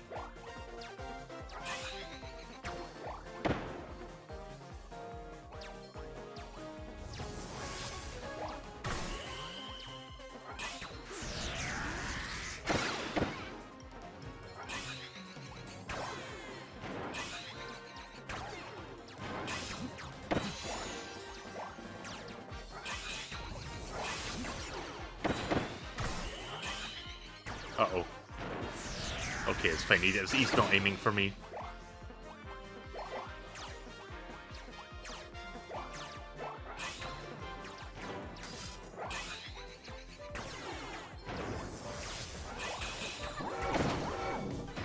Oh. A boss can show up during this.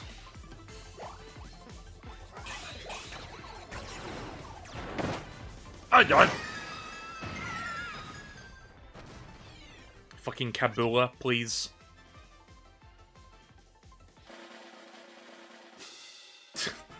Again, the masks look silly.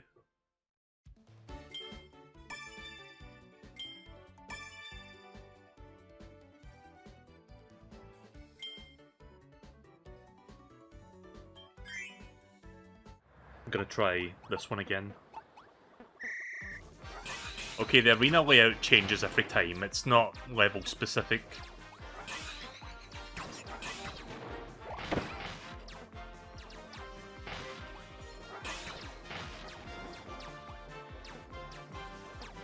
Meta Knight, can you please stand still for a moment?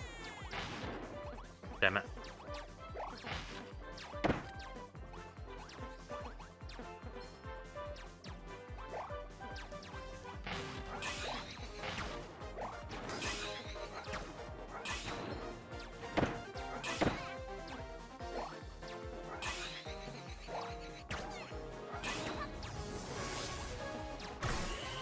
Oh.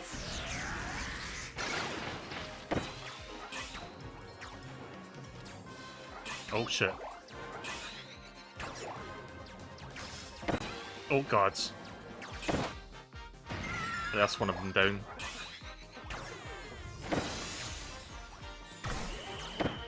Nope. Not letting you fucking use that on me.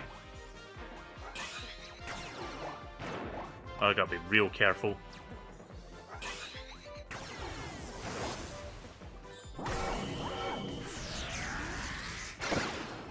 Nice. Would have been even nicer if I managed to get 2 hits there, but oh.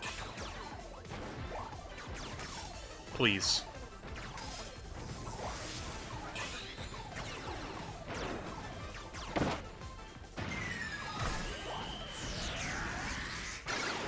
Damn it.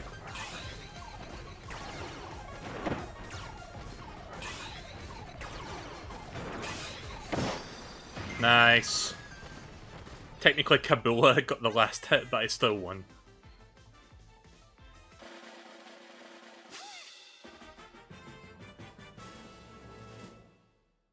I'll do level 3 later.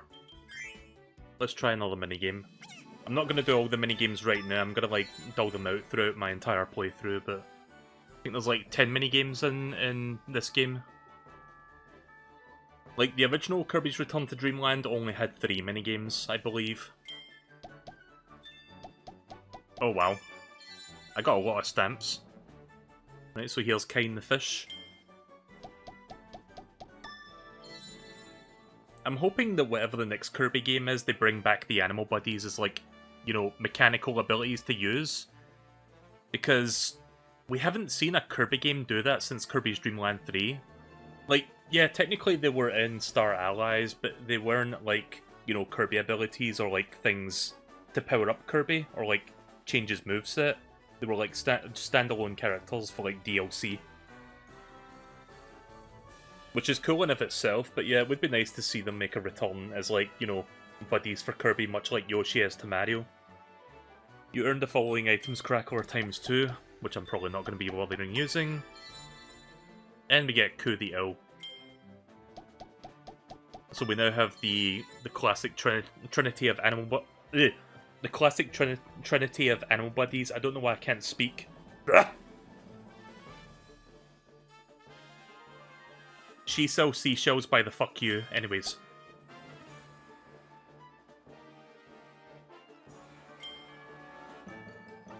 I almost completed 3 tickets there, or 3 stamp cards in like one go. Hey Kirby!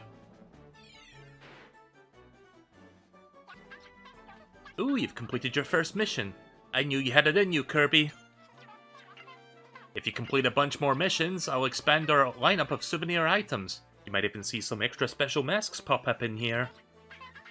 There are 100 missions in total. Try your best to have fun and complete them all. So I've completed the first 2 missions. I guess each mission is a card. Voila! Right, so I'm gonna leave up to you guys in the chat. Which minigame should I do next?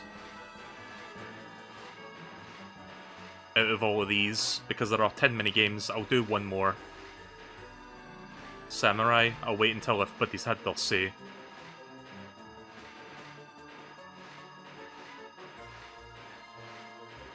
The 64 one, that is that one.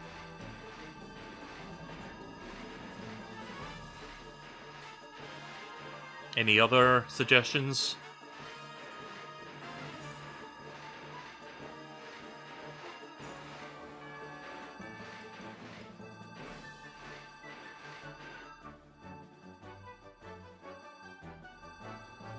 Oh no, I was waiting for, like, a third opinion. Like, just for at least one more person to talk, unless no one's here.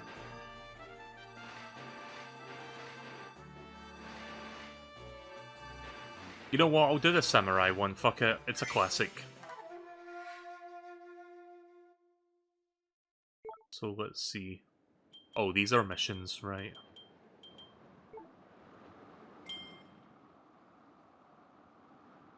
Press A the moment you see the exclamation mark appear. You can also play using Joy-Con and motion controls. Play solo for intense one-on-one sword duels. In multiplayer duels, the first player to reach a set number of victories will be named the winner.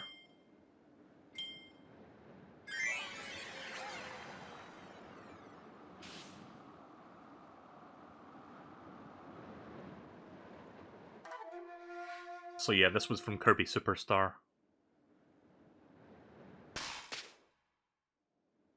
Alright. I like the little samurai hairdo that Kawasaki has.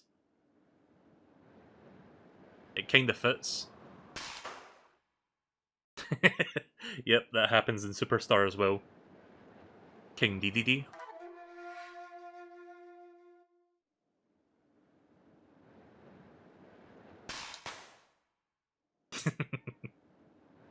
Oh, Magalore.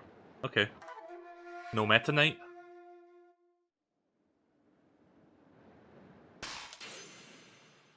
Lovely.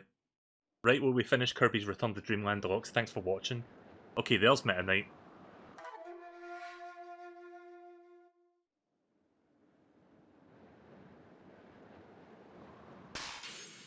Nice.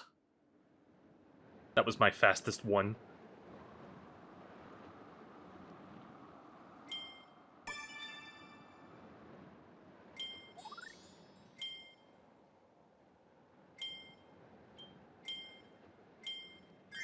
Right, let's try normal difficulty.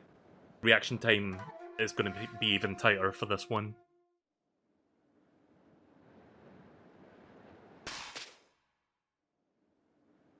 My best one so far is 14.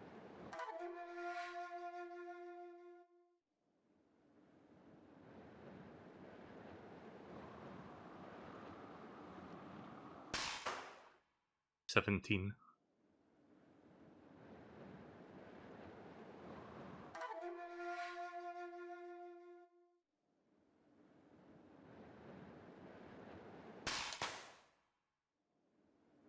Gotta do better than that if I want to beat these last two.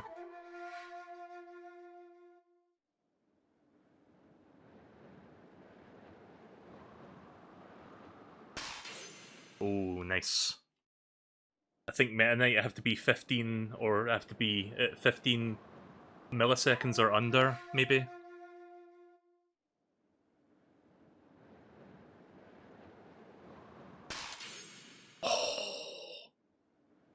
I don't know exactly how much time you have there, but goddamn. Defeat 10 rivals in a row without faulting. Nice.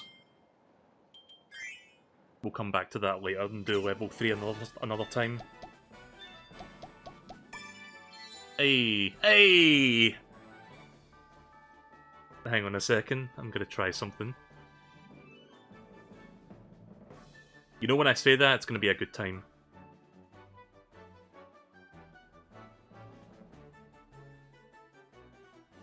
Let's see if I can do this right.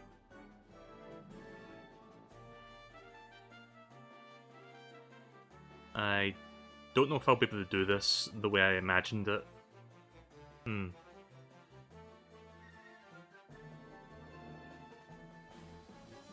Is this even gonna work? Oh god. Okay, no, never mind. That's not quite doing what I wanted to.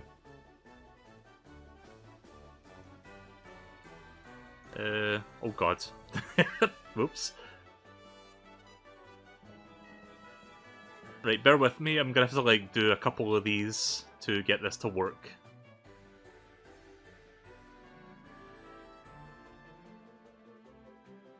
I know this looks scary, but bear with me.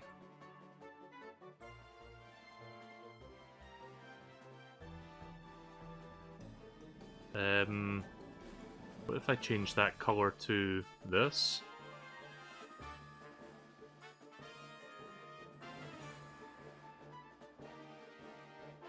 And then change that to this.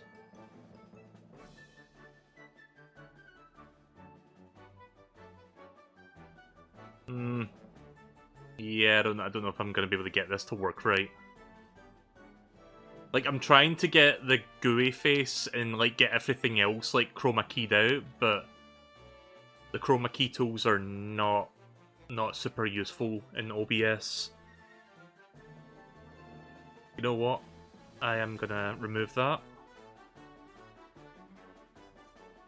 Sorry about that.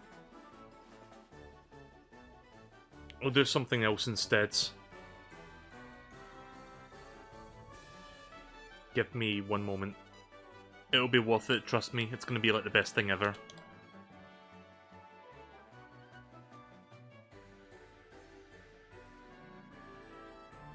Gonna do this real quick, like.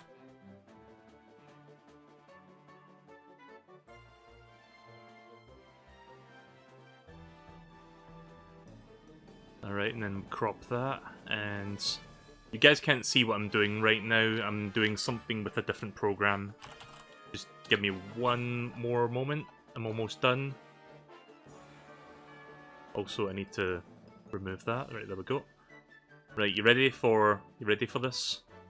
Here it is. There we go. Just gonna put that there.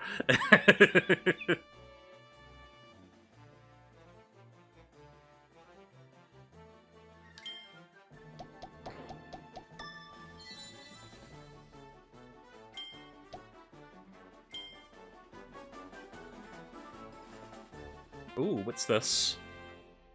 Oh, this is one of the online things, right? Samurai Kirby 100.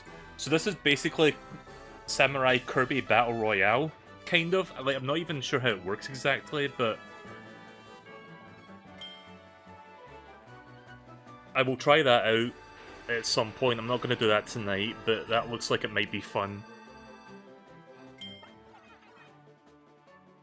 Right, let's see what else we got here. So, GUI has a sound.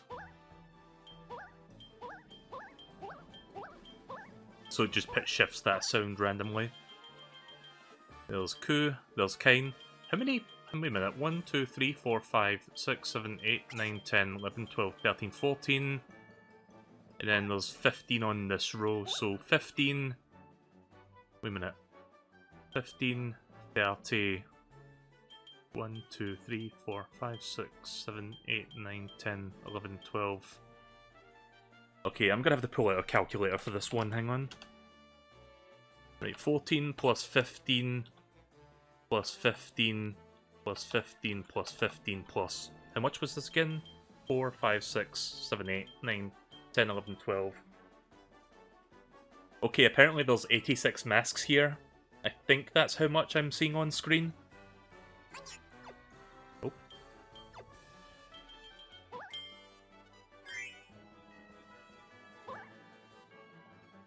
Yeah, we'll use GUI for a while. Right, let's go back to story modes. You know what the great thing about the story mode is? You can actually take the mask with you, so there you go. I'm gonna have a silly fucking derpy ass face for a while.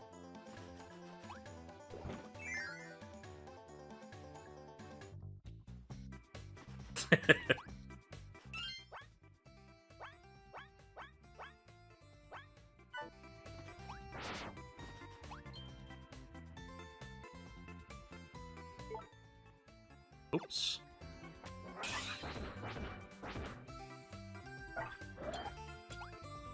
Hang on. I don't want to lose the hammer, so I need to do something so that I can...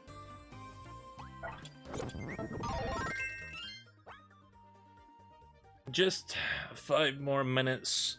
Please let me sleep. If you must wake me, just shake me.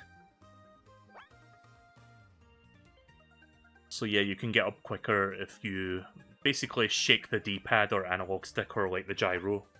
So yeah. Ah! Didn't do it quick enough. Right, well, never mind. Ah, God. Right, this ability was new to Return to Dreamland on the Wii. Look out, you're a water wizard. You're a wizard, Harry. Ride the waves to wipe out the flames in your way. Oh, your water gun is supercharged too.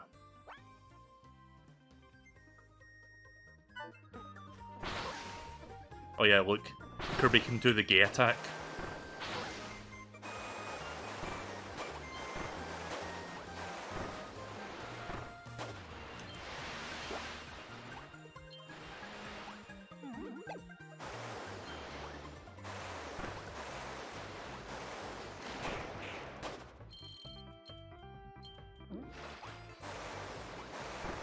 Hey there, D. Not Waddle D, but Bandana Gamer D, or Patch Penguin, as you're better known as on here, but welcome nonetheless.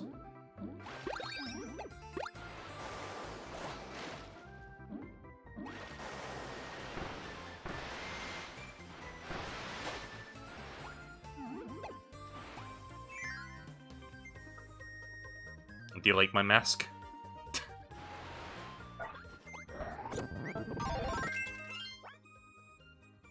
Transform into all sorts of rocks, some rare and some shiny, and then crush things to bits.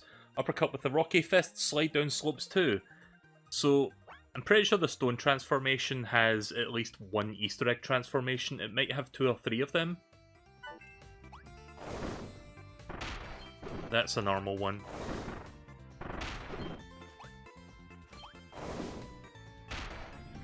That's also a normal one.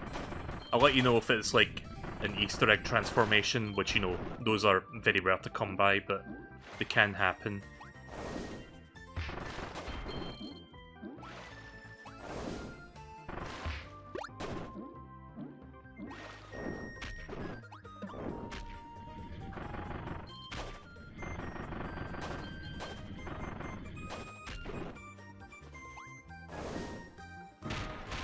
Oh, nice.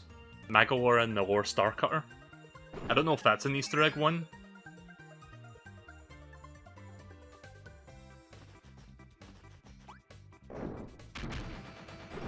I saw that there, Animal Buddies. I wish I could have held on to that, but I wanted to get the gear. Kirby! Oh, that's cool. If you mash the D-pad, you can gradually rotate it. Rotate!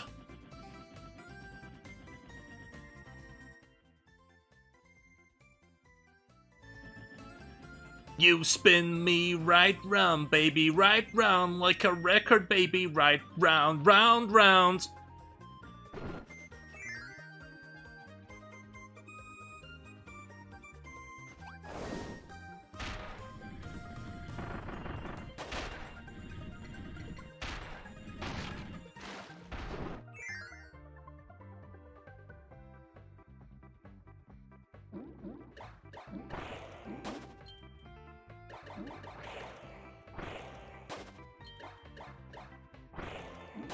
I forgot the name of the band that did that song, or the singer for that matter. But the singer who did that song back in the day was actually a contestant in like the UK Celebrity Big Brother like a decade ago, and it was fucking weird. Whoa! Oh, that's cool. Meta Knight. It's the whole gang.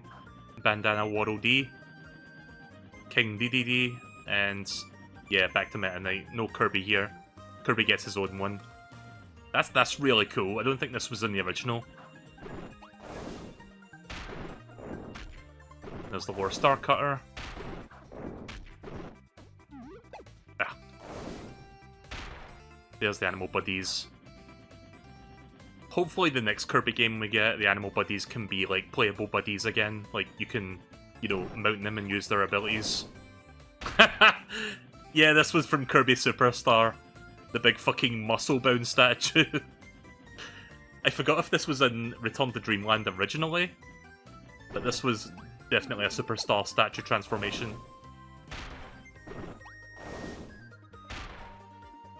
I'm guessing this is Master Hand? I don't know. There's Kirb. I think there's like one really rare transformation that I have yet to get, I'm gonna try for another minute or so.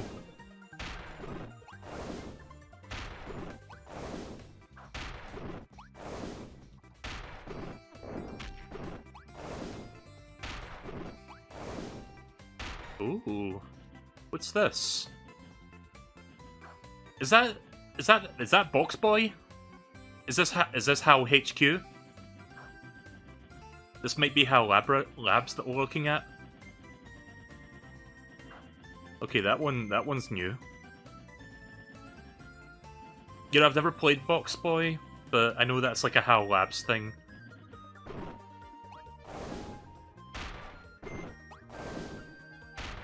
Hey there, Albie. Don't mind me, I'm looking for Easter eggs in the stone transformation. I'm gonna try for another minute. Whoa! Curb car! Holy shit! Oh, that's amazing! Oh, I love that! Oh, that is awesome. It's like all silver and everything. That's fantastic. So they did add some new ones to this. I'm gonna try for a little bit longer. Whoa! Big! Big! Sorry. I'm getting excited with these transformations. Like, this is great. So yeah, Dream Buffet Curb is here. So the two most recent games get a little bit of a shout out. I love that.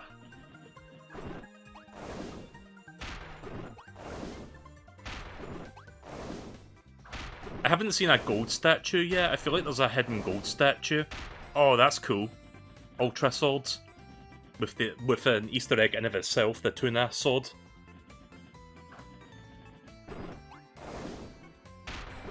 Wow, they've put so many... Oh, it's that guy. What was his name again? Wham Bam? I forgot. He's a superstar boss. Yeah, they put a lot of, like, extra transformations in this.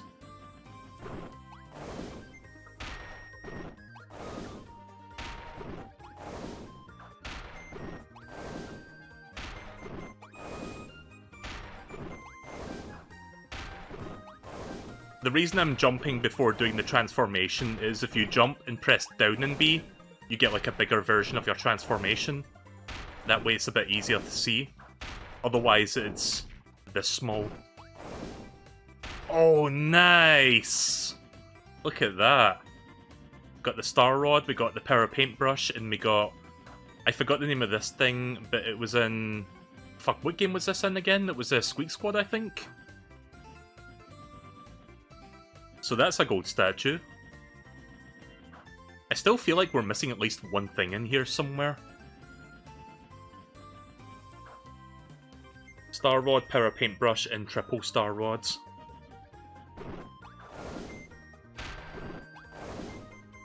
How long have I been doing this for? Like 5 minutes? Like, I do appreciate them adding all these extra, like, secret transformations. Sword Curb.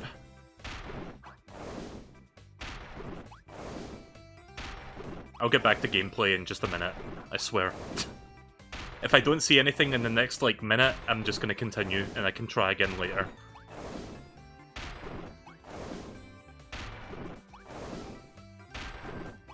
Kirby. Kirby-chan!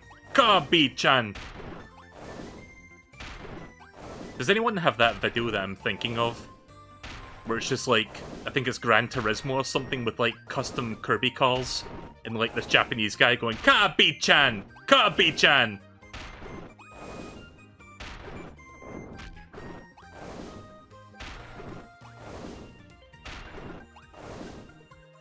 I kinda want to show that video now, if anyone can help me find that. Right, 5 more. 4. Oh, getting the same one like 3 times in a row there. 2. 1. Alright, moving on. Right, well that was cool. I found a bunch of like transformations that were not in the original game. Nice.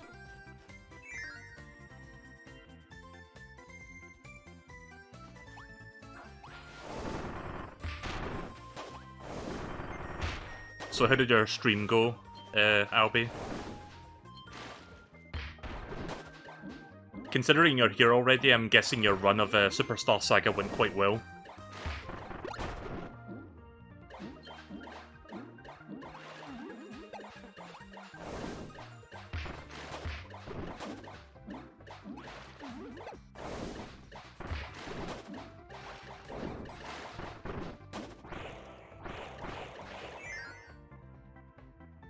What if Nintendo made an Air Ride remake? If they end up doing an Air Ride remake, they have to get Sakurai to direct. Like, you cannot do Air Ride without him. Oh.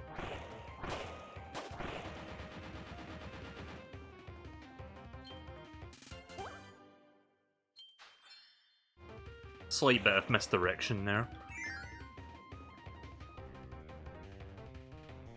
You got the first sub 3 hour run with the new logic? Nice. Oh god.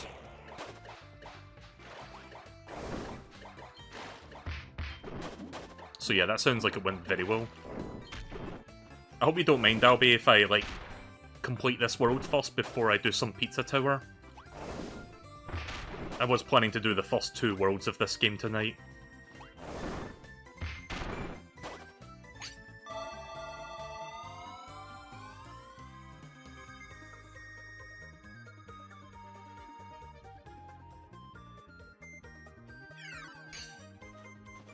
Alright. You know what's funny? This rock ability has like other things that you can do like that, but I've barely used anything else. I've mostly just been doing the stone transformation. I mean, there's not a whole lot you can do, honestly.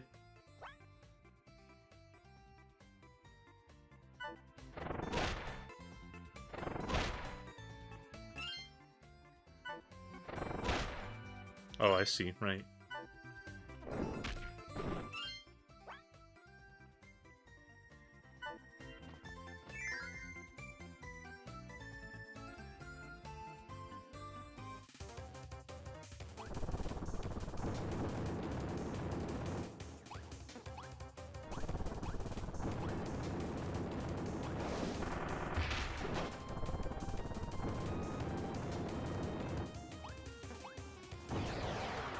Alright, so here's our next Ultra ability, Ultra Beam.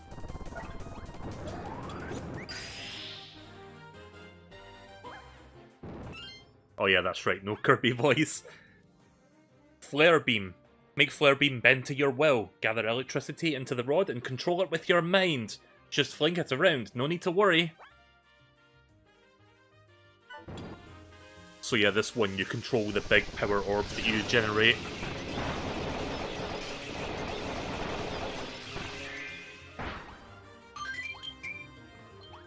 So this one, unlike the first 2 Ultra abilities, has a little bit more to it, because you have to, like, you know, control it around a bit.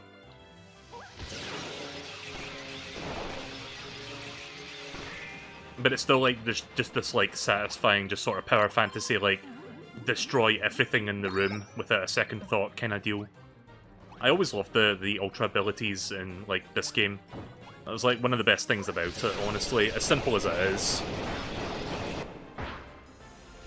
Like, the next Kirby game to come out after this one was Kirby Triple Deluxe on the 3DS. And I gotta be honest, I gotta be brutally honest, this might be a controversial opinion. I did not like the Hypernova Fruit ability in that game. It just kind of felt like the Ultra ability, but like a massive step back from it. Because it was just like one thing for the entire game. And yeah, there was like some moments where they make you think a bit, but they barely did anything with that ability, and I didn't like it for the most part. Like, the Ultra abilities had, like, a bunch of variety to it. The Hypernova Fruit in Triple Deluxe did not.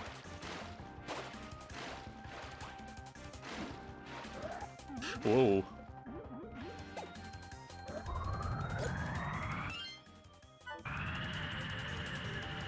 Still doing this again, are we?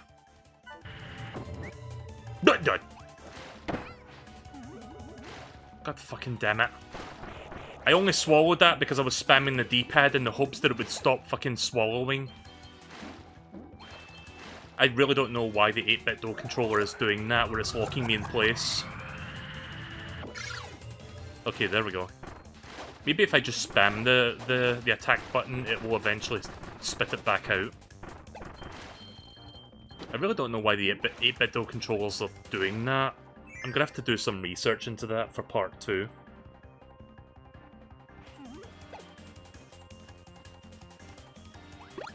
Alright, I'm gonna go with the whip.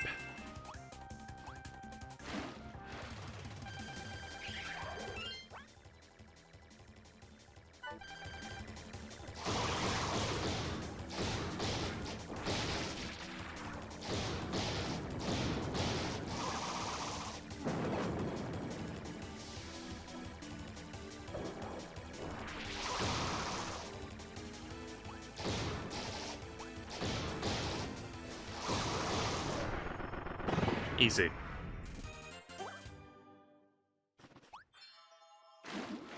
So even though that Sphere Doomer was a different type, the lore text is still the same. I just wanted to make sure that it wasn't going to be, like, slightly altered to accommodate for the different types. I love how all the Kirby voices got replaced with GUI noises.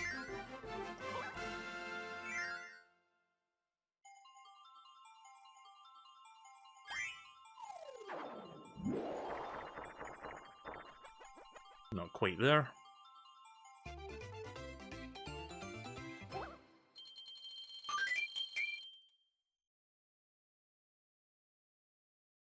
Yeah, Planet Robobot was like on a whole different level. That game was amazing.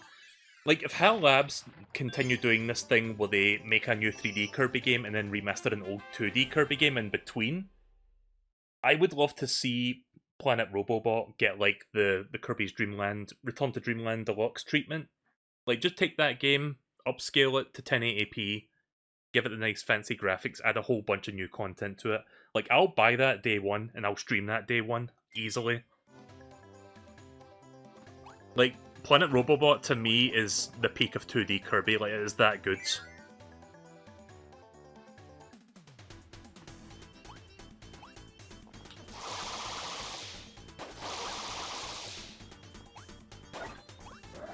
Oh. Is there anything up here on the left? Oh. Where are you? Oh. Well, that's disappointing.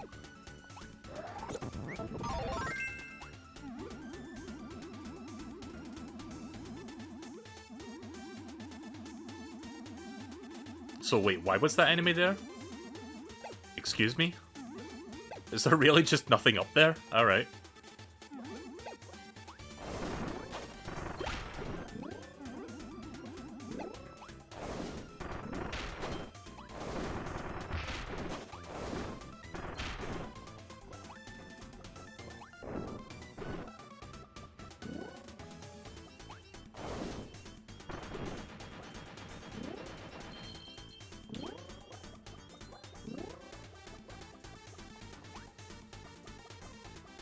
Oh.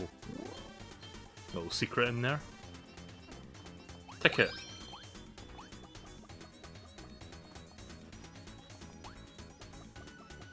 I should be playing this for like another, I don't know, 20-30 minutes before I do some Pizza Tower. I'll give you a heads up when I switch over. Strawberry cheesecake. Right guys, we finished Kirby Dream Land Deluxe. Thanks for watching. That's the second time I've made that joke tonight, and it's still just not as funny.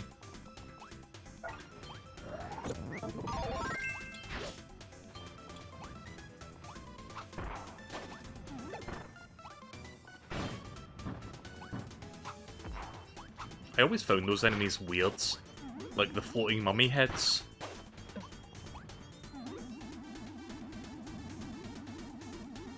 Anything up here? Oh. Okay, why did they just put some air enemies up here and nothing else?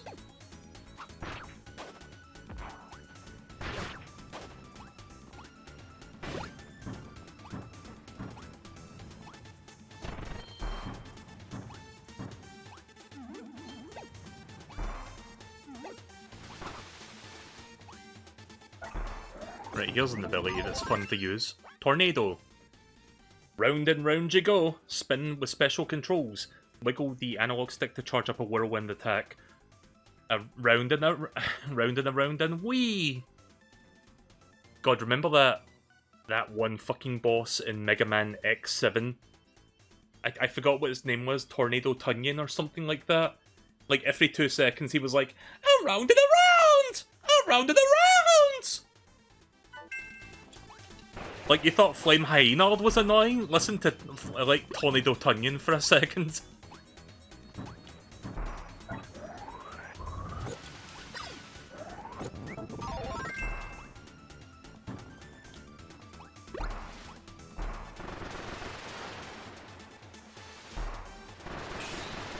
Oh, I see. You mash the D-pad to get that full charge. That's cool, you can iframe through that.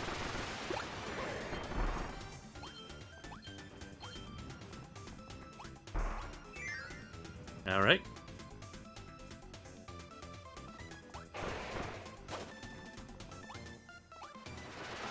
Okay, here's another classic ability from Kirby's Adventure on NES. High jump. Leap into the air with a high jump, then zoom back down with an unstoppable high-speed rocket dive. The hero returns. So yeah, this one, you just jump up really high and hit anything in your way, but you can also, like, do a big dive back down. It's just one page of moves.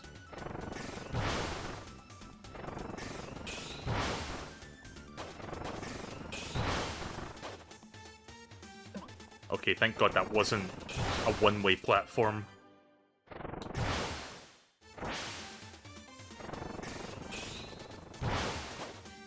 Ay, ay, ay. Can I iframe through this? Oh, you can.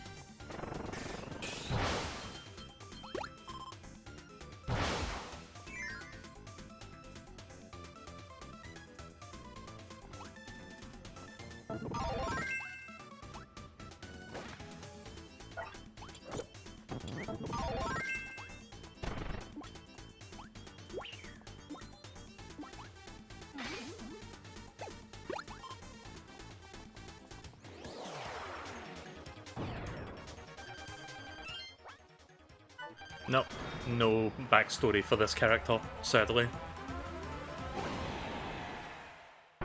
Again with the Sonic the Hedgehog border.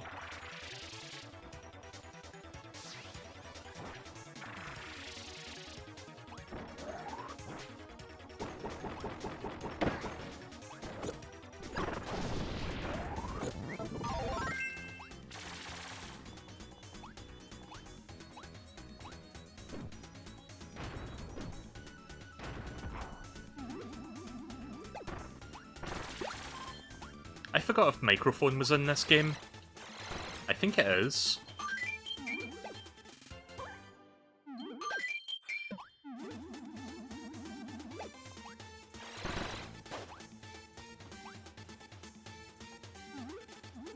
I guess I didn't miss anything else here. Just want to make sure I don't miss those gears. Those metal gears. Right, so here's what I like to call the Donkey Kong Country segment.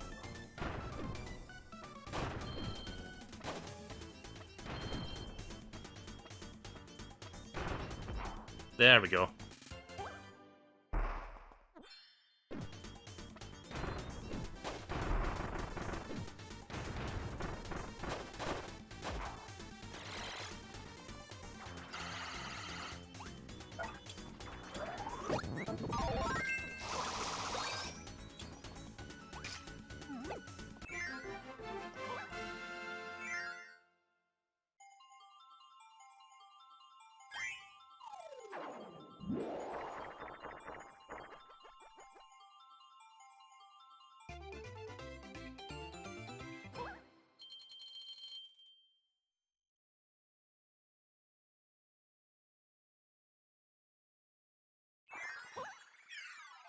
Oh hey Waddle Dee, what's up?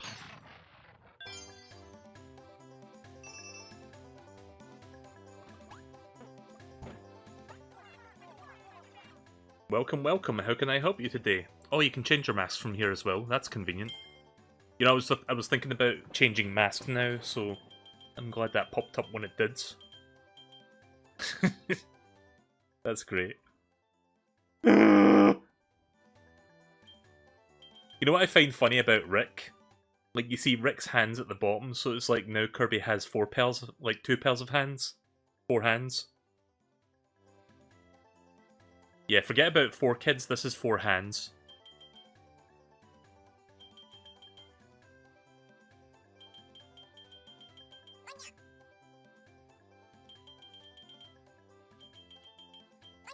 I'm gonna do Waddle Dee just because of the sound. Oh.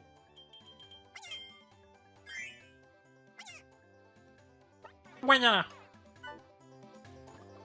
Also, I'm gonna get rid of that gooey mask from my PNG. There we go. I can breathe again! Oh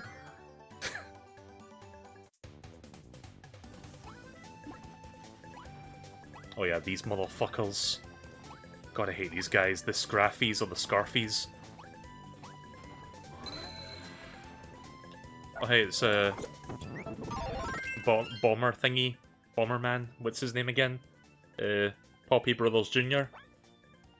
Poppy Brothers Jr. Prep a firework bomb, aim it, and kaboom!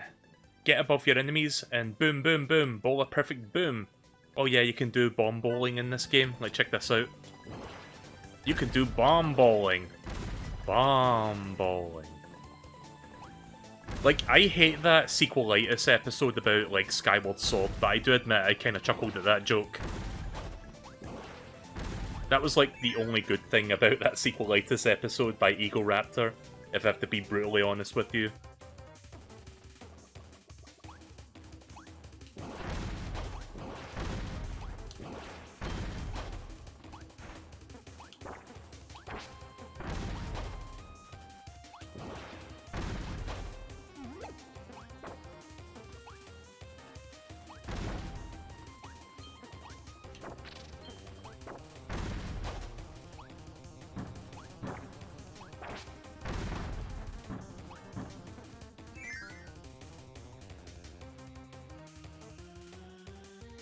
Yeah, I'm a JonTron stan. I make that. I don't really hide that fact. Oh god.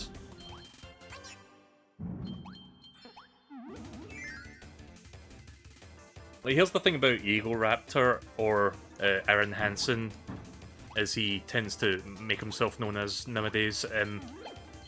Back in the day, he used to be like this content creator that like thrived on like, you know, like pretty fucking funny, if somewhat edgy humor. And I always liked that, and he was like a very quality animator for his time back in the early 2000s. And he made a name for himself through that, and it was like, I like this guy, I'm gonna like follow him. And then he starts up like Game Grumps with like JonTron, and it's like, okay, that's cool, these two are doing like a Let's Play channel, and you know what, I don't watch Let's Plays, but I really like their chemistry, and they like bounce off of each other very well.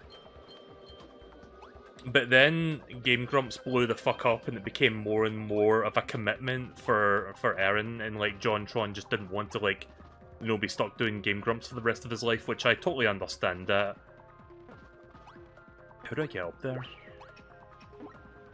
So it's like, they end up like, you know, yeeting JonTron off of the show. Oh, there it is.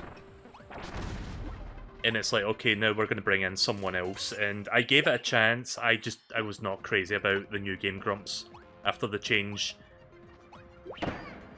And this might be a blistering red hot take to say, but I honestly feel like Aaron Hansen has become a bit of a virtue signaling asshole these days. Like, there's evidence out there where he's basically turning his back on his legacy just to keep himself relevant, and honestly, I don't like that he's doing that. So I've lost a lot of respect for Eagle Raptor as a result over the years, because of the way he behaves nowadays. And you know what the saddest thing about it? I can forgive all of that if he was still, you know, funny. And I don't remember the last time I found him funny, quite frankly, so yeah. JonTron, meanwhile, he's still entertaining. I still like him. I still enjoy his works, even if he doesn't put out as much of it as he used to. I always look forward to a new JonTron video.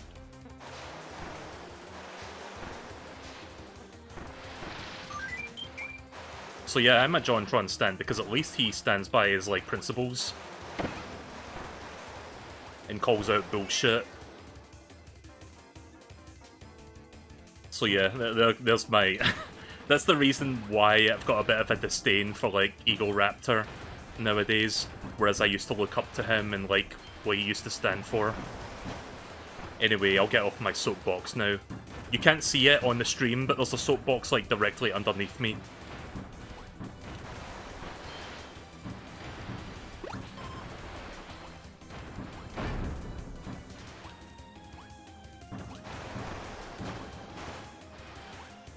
Oh yeah, this is a temporary thing that lets you go through certain walls and through enemies.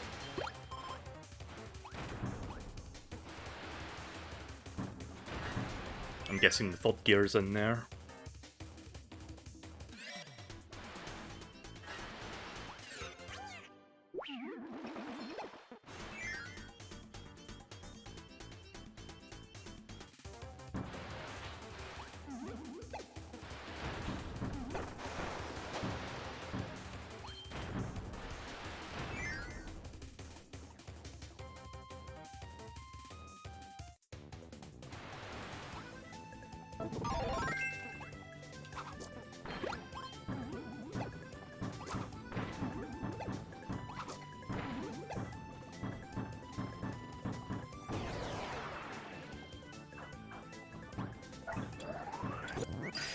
Right, back to Ultra Sword now. We haven't seen all the Ultra abilities in the game, by the way. There are, like, a few more down the line.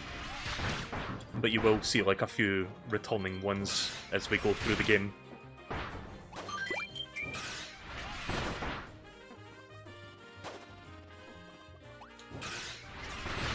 Maybe I'll see that other Easter egg sword while I'm going through this.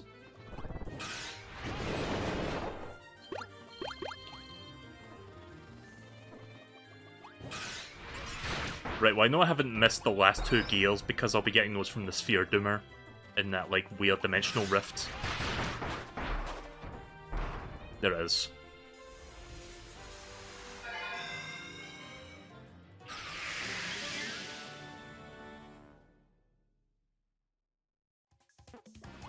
Oh. Thought you were going right? Nope, we're going left this time.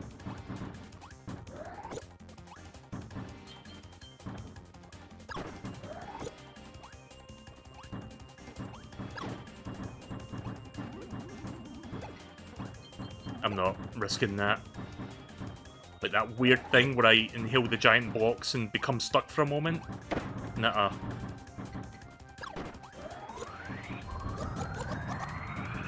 God damn it. Why is this a thing?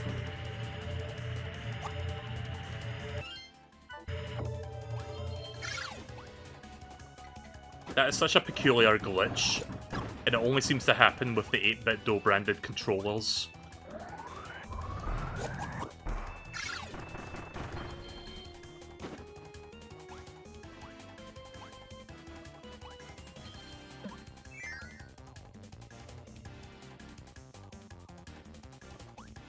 By the way, that wall that you see that's like pushing toward me, did you know that you can actually shoot the stars back into that wall to like push it back a little bit?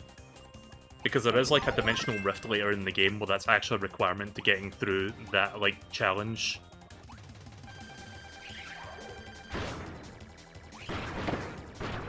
Oh, I was trying to do the uppercut and did the opposite. Oh.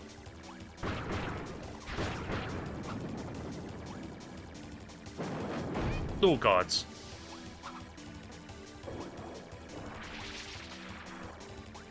This game actually looks like a tougher Kirby game than most. Well, this is only the second world of the game. There's like several more after this. It does have a fair bit of like challenge, all things considered.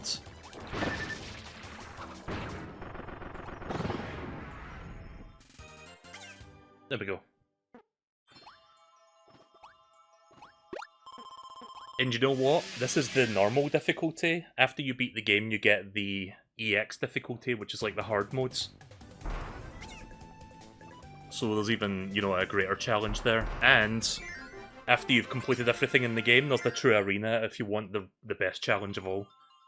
That's always my favourite thing about modern Kirby games. Like, if you do everything, you get rewarded with, like, the ultimate boss rush. And I'm not normally a boss rush person in video games, but I love the way Kirby handles boss rushes. Like, Kirby in the Forgotten Land had, like, an excellent boss rush mode.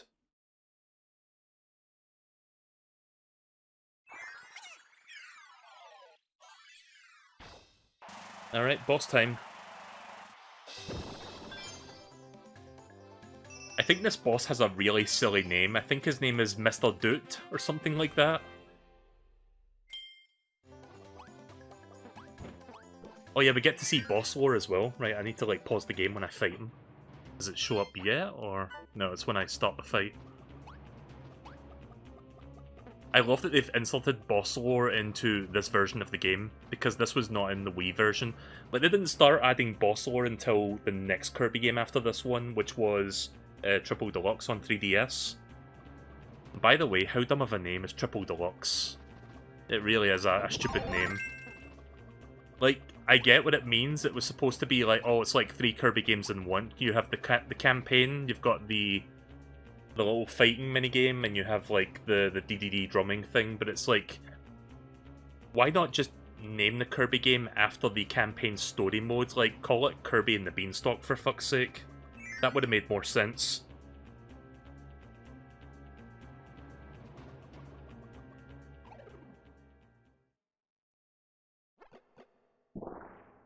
Right, so let's see what the boss lore for this motherfucker is. Mr. Dooter, that was his name. Versus Mr. Dooter. Ever the entertainer, Mr. Dooter is a dangerous magician able to summon snakes and skulls from his hat. But you're not here for the show, you're here for the ship part that he founds.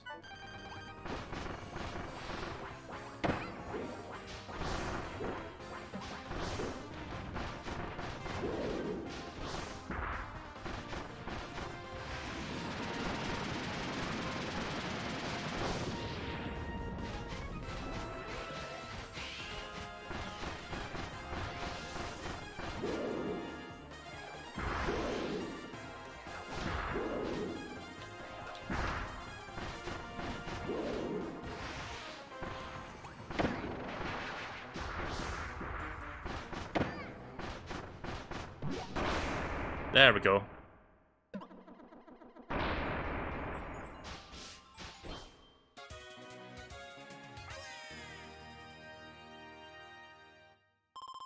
It's meant to be Kirby 3D? What do you mean?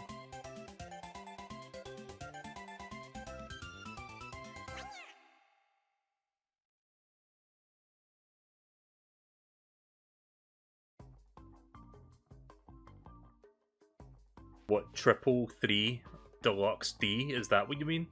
That, first of all, that seems like a stretch. Second of all, that's still a really bad title. But that's almost on the level of Kingdom Hearts 358 over 2 days, in my opinion.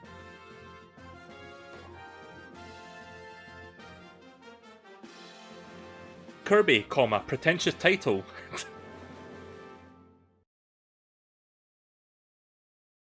Anyways. Right, well that's the first 2 worlds done. I'm quite liking this remaster. Obviously, it's a bit unfortunate that this remaster's kind of being overshadowed by, you know, Metroid Prime Remastered, which looks like an absolutely visually amazing, like, remaster. But for Kirby, I'm okay with this. Like, it's nice to see this game available on a modern platform, because this is, like, one of the better Kirby games, in my opinion. You did it, Kirby! My Star Cutter has the right wing back in its place. Once we find all the parts, this baby can fly again. And I'll take you on a trip to visit my homeworld. I come from a distant land. It lies at the end of an interdimensional tunnel connected to your planets.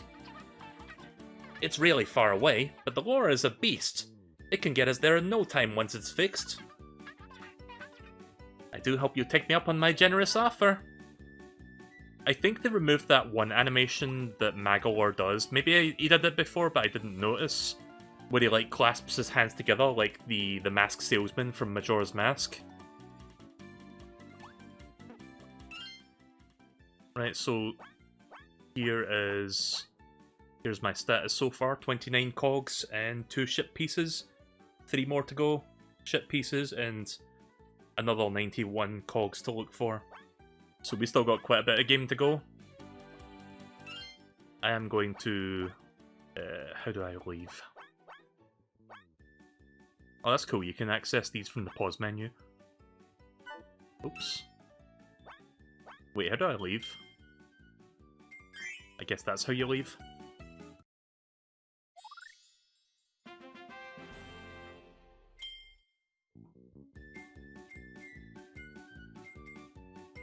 I still find it funny that they're still doing this with Kirby games. Like, they just advertise all the previous games, including some that are not going to be available to buy anymore because of the, you know, the eShop shutting down.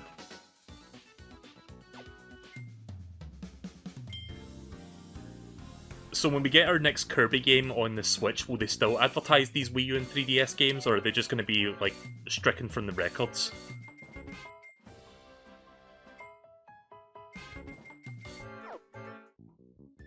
Right, okay then, so that's going to do it for Kirby's Return to Dreamlax.